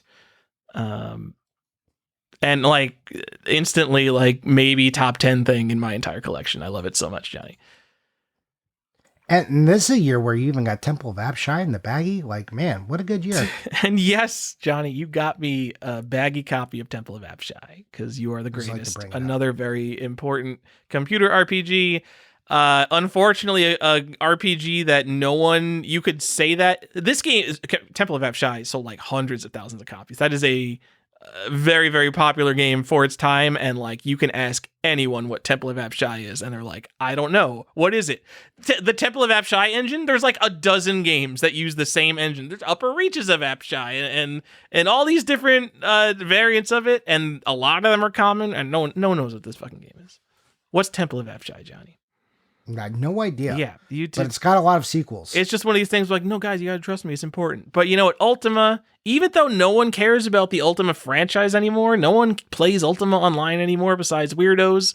Like at least people know the name Ultima. They know what Ultima is and what it represents. We do know Ultima. That is true. I will give you that. It is known.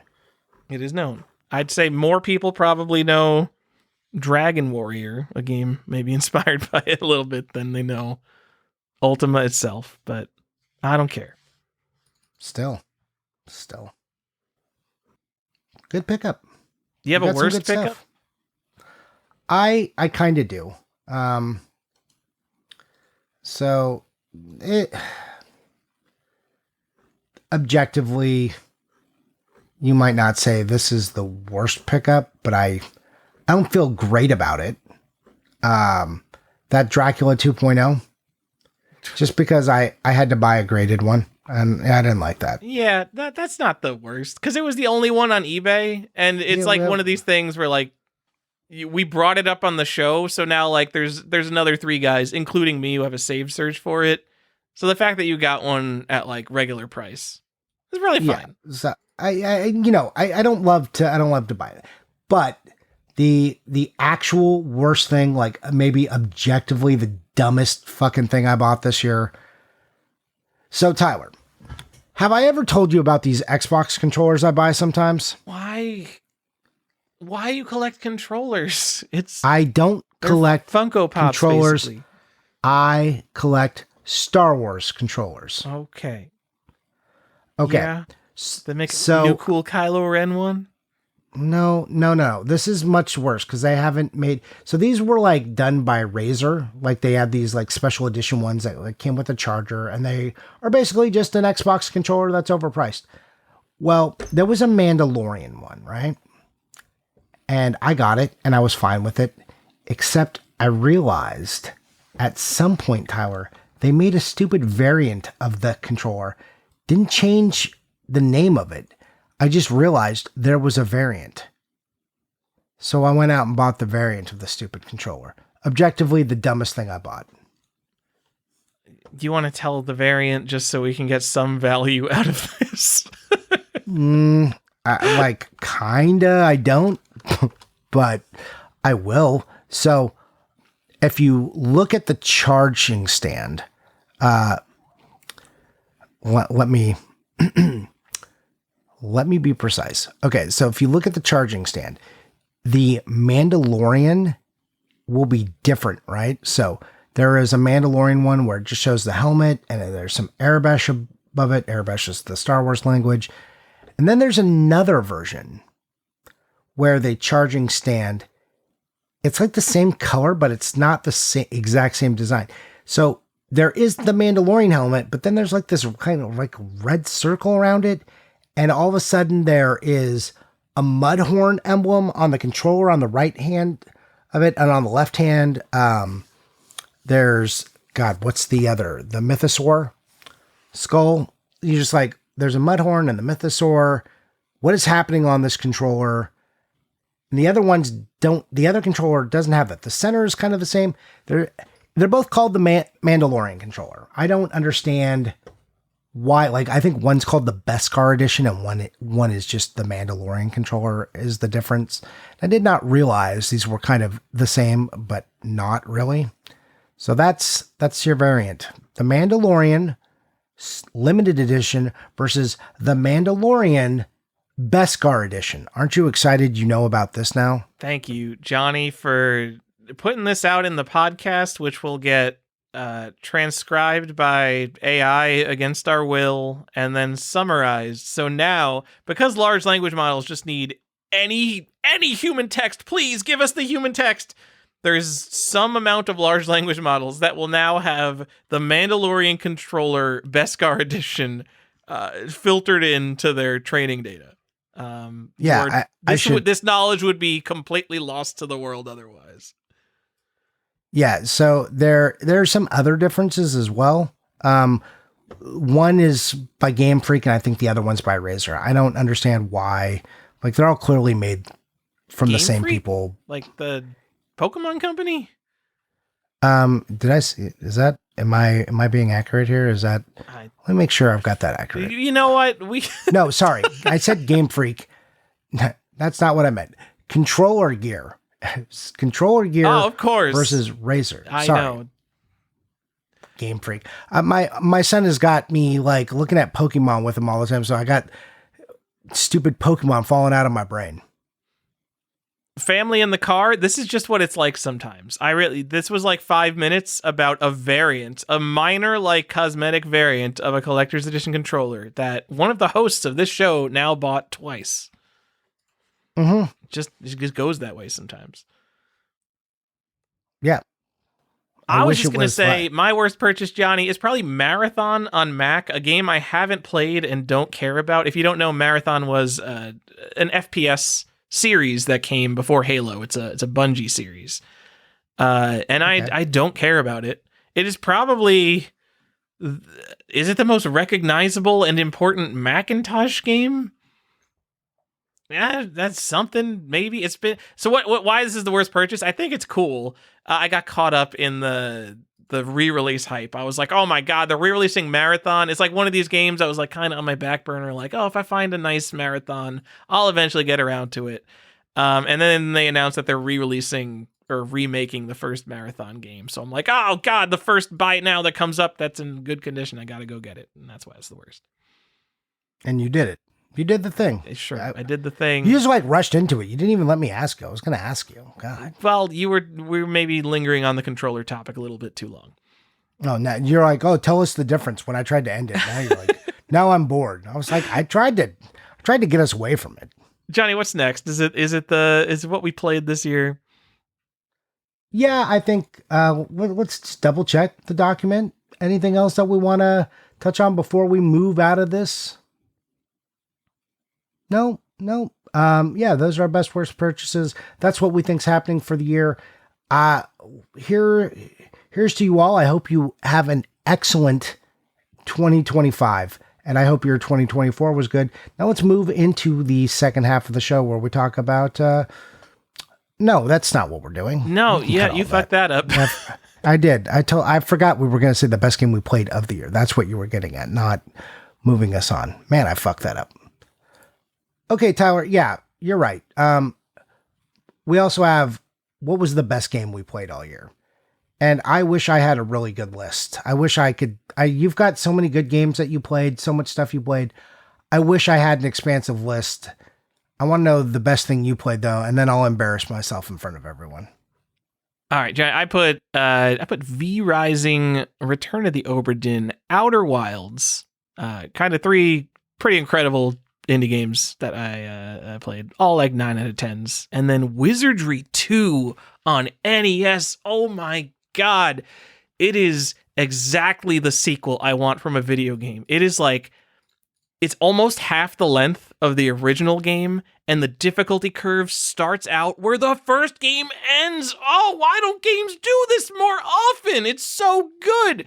It's just this short, hard, sweet experience. Loved me some Wizardry too, Johnny. So many jokes there I didn't say. All right. Johnny, the worst games I played, I'll just go into my worst two. Caesar's Palace on NES, and then AD&D Heroes of the Lance, which is kind of like this.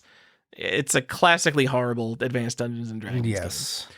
Caesar's Palace is fascinating because it is a gambling simulator put out by a licensed company, and you go into that game with $1,000 in the casino, and you just lose it because it's all real casino games.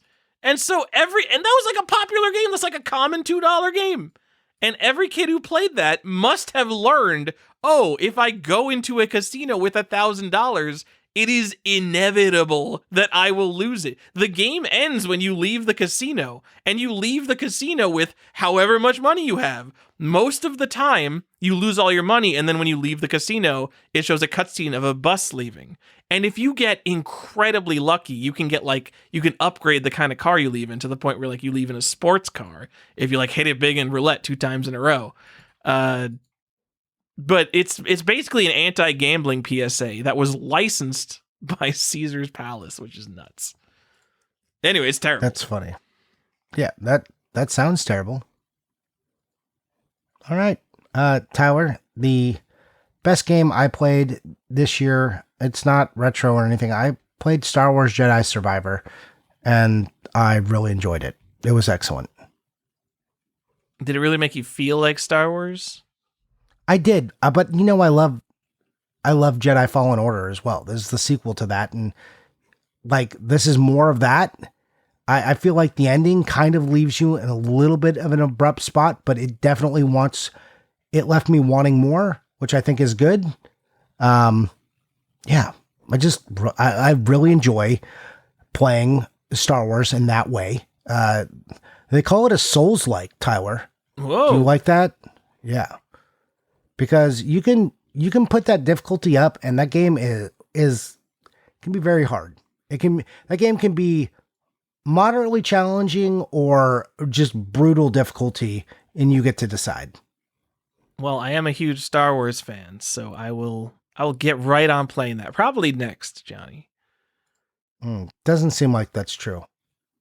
I'm sorry, it's not. Yeah. I've just kind of given up on modern AAA games. I just realized, it's just not for me. I get too annoyed. I kind of hate everything, and if I'm gonna hate something, it's gonna be in like the biggest budget, most mainstream games out there. As much as I recognize, like they're absolutely incredible. It's amazing that any amount of humans can come together and put something like Jedi Survivor together. Like, how does that project even happen? I have projects at work where we can't get like 4 people to make a PowerPoint presentation, and they made fucking Jedi Survivor. Like, what the fuck? So I could recognize how good they are from that sense. I don't know. It's just not for me. Yeah. I mean, and I think the biggest thing is they took what was good in the first one and they kind of expanded on that and made the good stuff a little bit better. Some of the dumb stuff, like the map wasn't as good, and they kind of like fixed the map, and they gave you a little bit more, they gave you more lightsaber stances and more combos and stuff you could do. So the game was a little less one note in the combat, and I didn't hate the combat in the first one, but it really made it so you could choose this play style that you wanted, and expanded your force powers. Yeah, just good stuff. Good stuff. Worst game I played, and the game I definitely have put the most hours into, Tyler, is Diablo 4. Johnny, Path of Exile 2 is out, and I hear from literally everybody who's playing it that it's absolutely incredible. And the first thing when I booted up Diablo 4 and I played it for 30 hours, I'm like, this game is not incredible. Even the first Path of Exile, I hated Path of Exile for like 50 hours until it clicked, and then I ruined my life. But apparently Path of Exile 2 is just incredible from the get-go. So, and it's only like $30. I think the first one's free, and they're just like, well, our game's so good that we could just charge for it, even though it's like a free-to-play game. Anyway, I think you should check that out. Maybe you should switch your friend over to that. You know, if he wants to, I don't, the thing is, I don't really care what we're playing.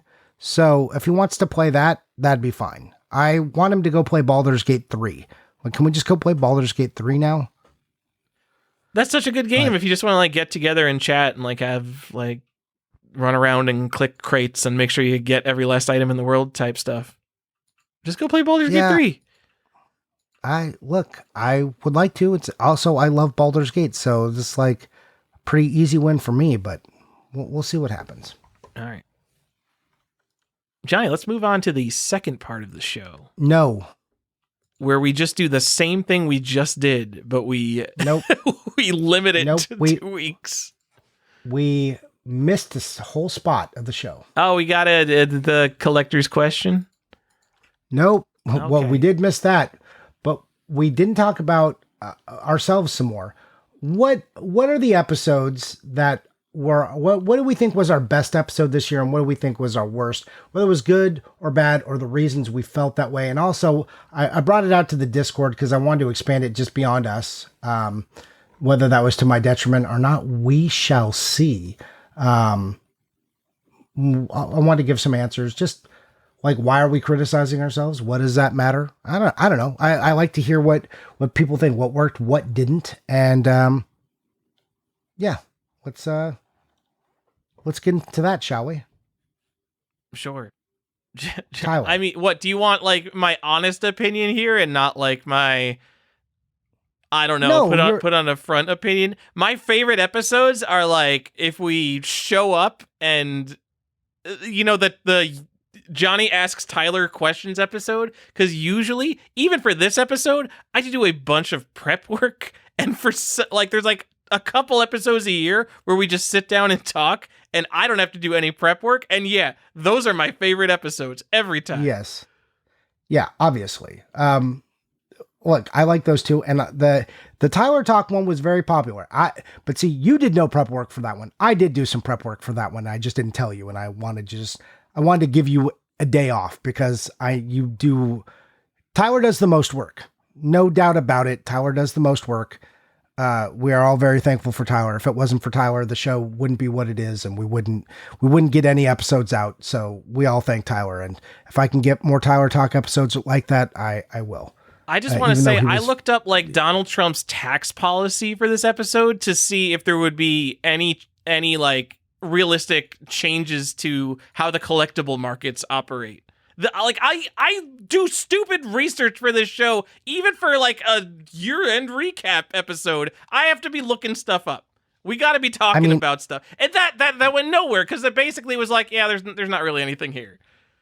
And same, like, why was I looking at historical Bitcoin prices to know how that happened and like what some corollaries were and how they affected other markets? Yes, these are things I also looked up. So yeah, it's. We want to be robust, and it is a curse and a blessing of this show. And I think that's what people really like about the show. But Tyler, there were some episodes you 100% did not enjoy. Shark Fuck episode. with the labor.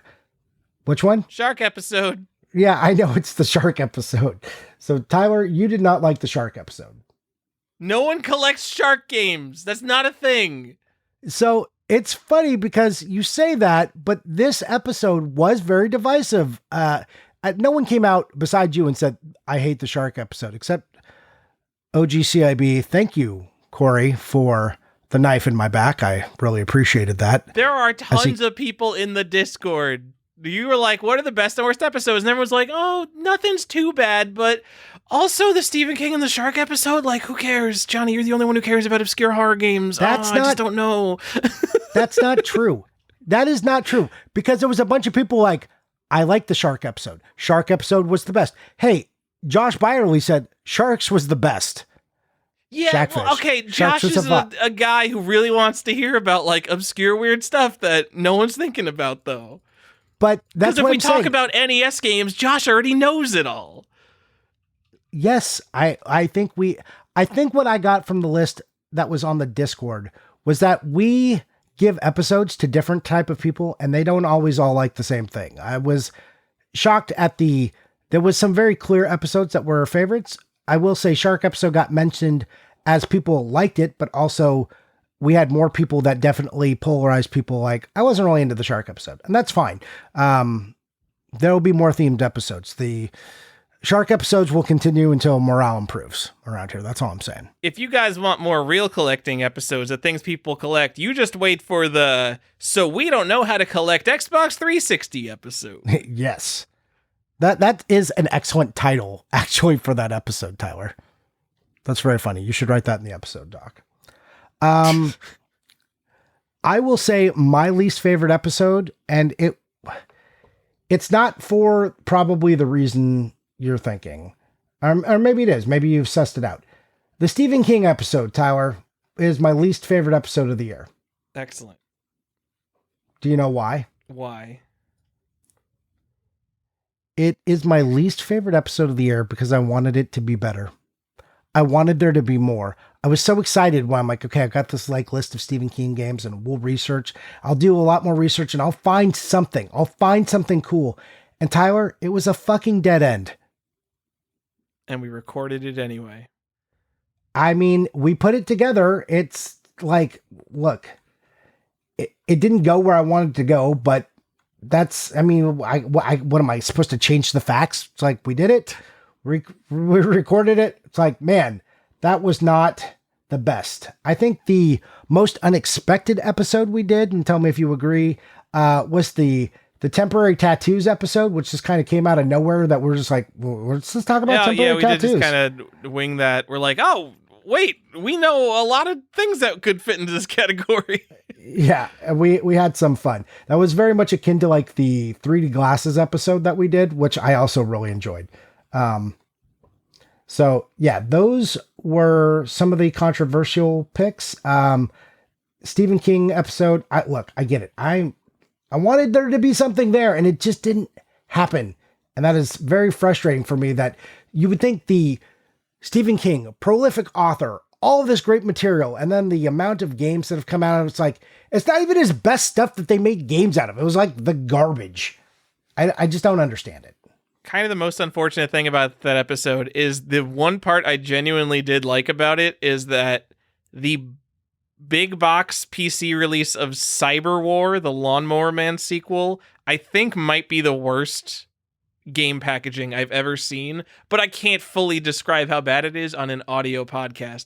By the way, shout out to the people in the car. We have not forgot that you're listening to this as audio entertainment because you can't watch anything while you're driving. Yeah. I mean, you could, but that's dangerous and we do not recommend. So Tyler, what was your favorite episode? I know you like types, but did you have an episode that was like, yes, this is it. I like this one. I didn't think about this, so I'm not gonna pretend I did. Okay. Tyler Talk. You have what? Tyler Talk? You like that one the best? That's right. it. Everyone gets to listen to my opinions, and Johnny won't even spew his opinion, so it's just all me all the time. Everyone loves talking about themselves. I mean, I did spew a few in there, but I tried not to. I tried to just make it a you episode. And people really enjoyed it, Tyler. So that had to feel nice. Some little compliments in the Discord about that. We're just the best. Would you believe? Yeah, I mean, the people who support the show financially, they enjoy the show. Yeah, but I mean, they very specifically are like, I really like that Tyler Talk episode. The Before Dark episode was really good. That one, yeah, I was surprised by that. I liked that one. So, yes, a lot of people wanted to be like, well, we just like the show. Be mean. Like, you can be mean. Lord Heartstyle Z got to call out that he liked the gift episode because he was shocked that anyone would make a sonic pizza cutter. Me too, buddy. Me too. And Meeple Bunker, you got my back. He loved the Halloween episodes, not the Stephen King episode, though. I love it. They fucking hate the Stephen King episode. He didn't call out the Stephen King episode. He just specifically called out the other two. Okay. And some other people mentioned Historic Halloween first. They liked that we went that way. So, yeah. Those were some of the best and worst. My favorite was probably doing the Historic Halloween first because that was just an episode I really wanted to get out and get into people's hands. make it relevant. And it was me reining myself in, even if it doesn't seem like it. So yeah, I enjoyed that. Also, everyone likes the So You Want to Collect. We spend a lot of time doing those when we do them, and people enjoy them. So, and we had a lot of people say a lot of nice things about us. One person did not like the Greatest Hits episode. They mentioned, I was surprised that one didn't get more hate on it, actually. Really? Did we just not do a good job, do you think? No, I just think people hate Greatest Hits in general. So I just thought people would be like, I don't care about this. I guess. That was more. That might be how I thought before I collected Xbox Platinum hits. And then I'm like, oh shit, these are rare. And if you've never been down the path where you go, oh shit, these are rare, maybe it's just like 100% garbage. Or you know what? Even if you have gone through that path, guys, it is still 100% garbage. I'm sorry. Yeah. All right. Enough about our episodes. We're talking about ourselves too much. We care a lot more than the listeners, Johnny. Look. This episode's 3.5 hours long. How about that? Can we move on? Oh my God. Fine. Yeah, we can move on. I didn't realize it was that long. Let's get out of here. Tyler. Final Fight CD asks, I've been listening to the older episodes. Around the episode 100 mark, Tyler is talking about full set collecting and questioning if he should go after the 3DO set. What prompted the complete change in collecting? Tyler, you want to tell us how you stopped having an aneurysm and came to your senses? Yeah, no, it was literally FOMO. It was 2019 when the market was going crazy for important graded stuff. Super Mario Brothers sold for $100,000 type stuff. And I looked at my collection and I thought about what are the most important and my favorite games that I don't have? And I think I didn't have a copy of Half-Life on Big Box PC, and that was really like a kick in the ass moment. I'm Tyler. I'm like a PC gamer guy who extols how important and worthwhile PC gaming is in addition to and as a counterpart to console gaming. And I don't own Half-Life. And basically I was in the middle of the Super Nintendo set at the time, and I finished up the Super Nintendo set, and then I just went into the crazy mode. I kind of went into overdrive, trying to buy up all the stuff that I felt like I had overlooked for my entire collecting career. And I bought up all these important games, all this Mario and Zelda stuff. Basically, if I didn't have a Zelda game, I'm like, why don't I own every Zelda game? I'm a video game collector. I should just own every Zelda game. I kind of tried to clean up a bunch of really common, really obvious stuff that I've been overlooking because I was in the weeds, man. I was collecting the Xbox Platinum Hits games. I was literally in the middle of collecting rare Xbox Platinum Hits. And 2019 comes around, I'm like, what am I doing? I don't own Half-Life. I'm collecting Prince of Persia Warrior within Platinum Hits. This is not important. Half-Life is important. And that was just a big change. And that is why I think, if I think about 3DO, immediately Star Control 2 comes to mind. That game is so cool. I'm struggling to have an amazing second game come to my mind. I just don't care about 3DO that much. I like it from the sense that it is a very niche console from an incredible era of this multimedia wonderland 1994 that I always talk about. I love the 3DO. I love the concept of the 3DO. Do I have an emotional attachment to many of the games? No. Are the games important? Not really. Maybe there's a few in there. There's, the Need for Speed and things like that. There's no reason for me to collect a 3DO set. Also, it's kind of expensive. Also, I went crazy and bought a bunch of computer games. Love it. That's why. FOMO. It's all FOMO. You could blame Dennis Kahn. At the end of the day, it comes down to Dennis Kahn. And I didn't go into the sealed. My trigger wasn't I need to get all the sealed NES games. I was I need to get all the important games. So he triggered me just in a different direction than the crazy high end market went. Okay, excellent. We got any more? Or are we moving on to what we played? People are, Tiger Wolf's in here making AI art. People are not respecting the Ask the Podcast channel, Johnny. Okay, I'm sorry. Tiger Wolf asks, here's a Halloween question for you. So, hey, we're getting up there. We've only got another couple months of questions. What's your favorite spooky season character, Johnny? Could be horror, Halloween, or gothic fantasy. Dracula. Why? Because he's like the root of all horror for me. It's the root of all horror. Yeah. So, like, when I was a kid, I liked vampire movies. When I was a kid, when I dressed up as Halloween, like my Halloween costume when I wanted to be scary, I dressed up as Dracula, I think 3 years in a row. I just loved like vampires. The idea of vampirism is probably has something to do with like some Catholic upbringing, seeing old Bela Lugosi, Dracula, just thinking it was the best. And then in the 90s, we had Bram Stoker's Dracula with Gary Oldman, and just, you know, I read the book. I just always loved it. Anytime there was vampires and thing, even if it was just in Scooby-Doo, I just thought vampires were the coolest, best monster. They could live forever, but it wasn't like they were immortal, but they were killable. So they were scary, but they could be dealt with. They had an obvious weakness that you could like get to, but if in the wrong situation, you were totally just dead to them. Like, I just liked that they came with this tug and pull of what they were, like these immortal guys who were also very susceptible to things like sunlight and just getting stabbed in the heart and dying instantly. Where other monsters just like invincible killing machines. I also liked Freddy Krueger because of bad puns back in the day. Like, as far as movies go, I was always more of a Freddy guy than a Jason guy. So yeah, that's it. But like right off the rip, it's Dracula.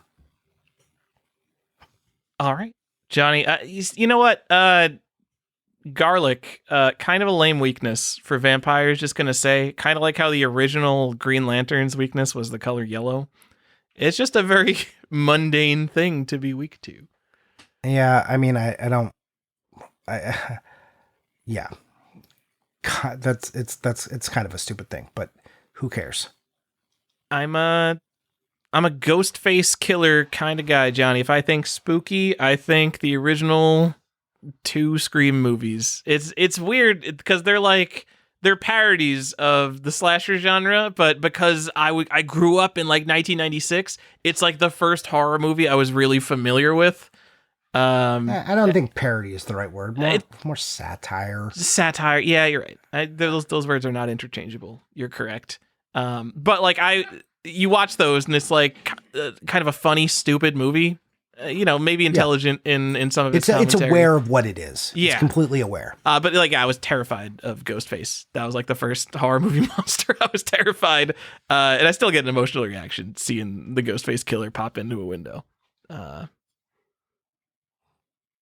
funny. That's my guy. Because I think the Scream mask is so unscary. No, it's super scary, Johnny. It's a guy with a knife running around in like an inconvenient costume. It's so... Yeah, it's like, stupid. I can't run in this thing. It's tied on my legs. Yeah, I mean, come on. Michael Myers, he's got like practical... well, no, he doesn't have practical outfit. No, he he's does. Wearing he's a mask. He has no peripheral vision. Yeah, that's unpractical. But he is in a very workman costume. He's like in a jumpsuit. Yeah. But like Jason, he wears a mask too. His peripheral vision is fucked. Freddy is the one he doesn't have a mask on. His hand though, like he can't put his weapon down, which I mean is maybe a benefit and a negative. But he's just like chilling in a sweater. He's ready to go. He doesn't have like anything restricting him. No, he's limber. His pants are like they don't look too stiff. They're like kind of loose fitting. Like he could jump in those. He's got a hat to keep the sun out of his eyes. Like he's ready to kill you, dude. Well, I mean, he does have bad burns. You can't be getting the sun on that. That's it, Johnny. We have been given a recommendation from classic Collector's Quest episodes, where we used to, or maybe you and Kat used to, because I don't remember this, give a shout out to the best pickup of the week from Instagram, but we're just going to do our Discord because that's way easier. Yep. Do you want to bring this segment back to the show? Sure, we can bring it back. I don't know if we'll always bring it back, but I think it's a good call out. And if you want to participate in that and you are a part of our Discord, You can do that by posting in the pickups channel. If you want to join our Discord, here's a place for me to show. You can do that by going to Patreon, patreon.com/collectorsquest, and you can join for $4.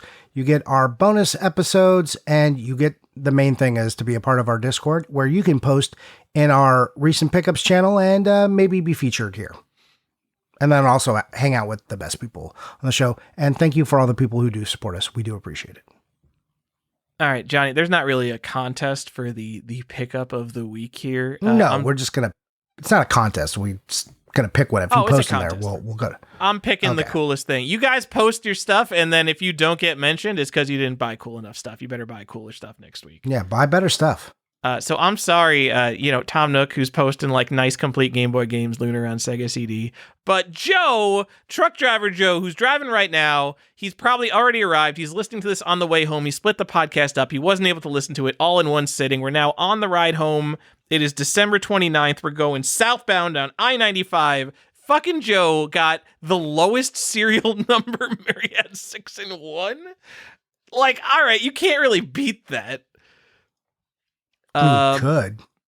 And then he also got the Magexa 2-pack special Soccer/Super Sprint, a game you haven't heard of, and it's one of like the super duper like outrageous people who only think about NES all day international NES grails. It's an NES 2-pack. This is one of those games. Literally like 6 people in the world must care about this game. To give you, it was like half the price of Myriad 6 in 1. That is how, so people care about this, but it was probably like one other guy. It's a pretty big deal to pick it up. But let's just say that one doesn't matter. Let's give him the props for getting the lowest serial number Myriad 6 in 1. Serial number 18. Good job, Joe. We're very proud of you. That is... you did it. You spent a lot of money. Honestly, less than like some of the other stupid stuff that gets sold these days. And I'm going to just call out Galdias because he's always posting good stuff. And we'll talk about one of our hardcore set collectors coming out of Brazil. He got Dirt Rally 2.0 for the Xbox One to complete his Xbox One set. And that, like, I don't really... This is the Brazilian Xbox One set. I don't really care about that. That as like the game, but completing a set like that and being in Brazil and doing it, he's got a very impressive collection, and that just representing that. So good job on that. And yes, Joe, it is very impressive. You have a lot of good stuff. I know Galdias is like involved in like the Brazilian collector community, but because we only interact with so many like really serious Brazilian collectors, like seeing such a non-collector-y console like Xbox One, like that is not something people normally go for. For him to complete the Brazilian Xbox One set, it's like, how many people on Earth could possibly have the Brazilian Xbox One set? It's just, it puts him on just such another level of like, I've got stuff you don't. He's got so much good Playtronic stuff and tech toy stuff. Like, come on. I mean, Johnny, if you're a serious collector and you start going for the Xbox One set, that means you've already collected everything else. That's what I'm saying. He's got so much good stuff. Anyways, yeah. Those are our call outs, and you can now participate in this thing that we are now bringing back. Congrats. Somebody made a suggestion and we actually listened. Good job, us. Johnny, real quick, what are you buying? What are you playing? Tyler, I bought Rusty. Okay, that's it. I'm playing Indiana Jones and the Great Circle on the Xbox. You did it. What about you, Tyler? Johnny, I got a Telegames Pong. Oh my God, I'm so excited. Oh my God. So the original home release of Pong was only sold at Sears. It was Telegames Pong. And then they had like a billion other things. There's all these different Pong consoles, but the first Pong one that's actually like Pong, I don't even know if it was the first non-Pong. Well, it wasn't, because the Magnavox Odyssey is basically Pong. But it's this, and to get a complete in box one, they are all trashed, and they're not super common, and when they come up, people snap them up. And I constantly miss them, and one came up for open auction, and I got it for $53! So, I don't know. I'm excited about it. The last one sold for like 200. So it's one of these weird market things that like no one really looking for, but I'm excited to get it. Johnny. Awesome job. I'm playing the Talos Principle 2. You know how I said how Wizardry 2 is awesome because it starts you right where the other one ended in terms of difficulty and it doesn't waste your time? The Talos Principle 2 is essentially a gigantic waste of time. I've been playing this game for 25 hours and I think I've seen maybe one or two interesting puzzles because it's so fucking easy. Video games are a waste of time. Guys, how many people playing video games have been playing video games for like decades? We don't need easy games that start at like baby difficulty. Just give me the interesting stuff. But if you don't care about puzzles, because I don't know, Talos Principle is about like robot philosophy. You constantly have like robots asking you like moral conundrums and like how you would solve them. And like the meaning of life type shit. It's just like all about this philosophical bullshit. If you like that stuff, it might be the best game you've ever played. Lots of robot philosophy and really easy puzzles, so you won't get roadblocked on your way to getting that robot philosophy. Thank goodness. I hate being roadblocked. I love being roadblocked. Just give me a hard puzzle that I want to break out a notebook and like think about something logically for like 45 minutes. That's my ideal puzzle. If it goes into hours, that could get frustrating, but man, it has all these puzzles and there's like only like one or two moves that would like you could logically do that make any sense. And I'm just breezing through every single puzzle in 3 minutes. Ugh. I'm sorry. That sounds very frustrating, Tower. So the thing is, the first Talos Principle was similar. It was like kind of and then the DLC for that game I think is incredible. But I would feel so dumb if I bought this game for like $30 and then didn't play it and only played the DLC. So I'm basically wasting my time playing through the campaign just to justify that I did that before playing the DLC. Oh, congratulations! You did it. Yeah. All right. Well, that's what I played, Johnny. Okay, and that's it. Hey. That's the show. It's been a great year. Hope your next year is going to be great. Hope you had a good 2024. And let's brave 2025 together, shall we? And Tyler, where can we find you? I'm just kidding. You can only find him on Discord. You can't find Tyler anywhere. Can't find me anywhere except this podcast. That's it. Thanks for listening. Bye!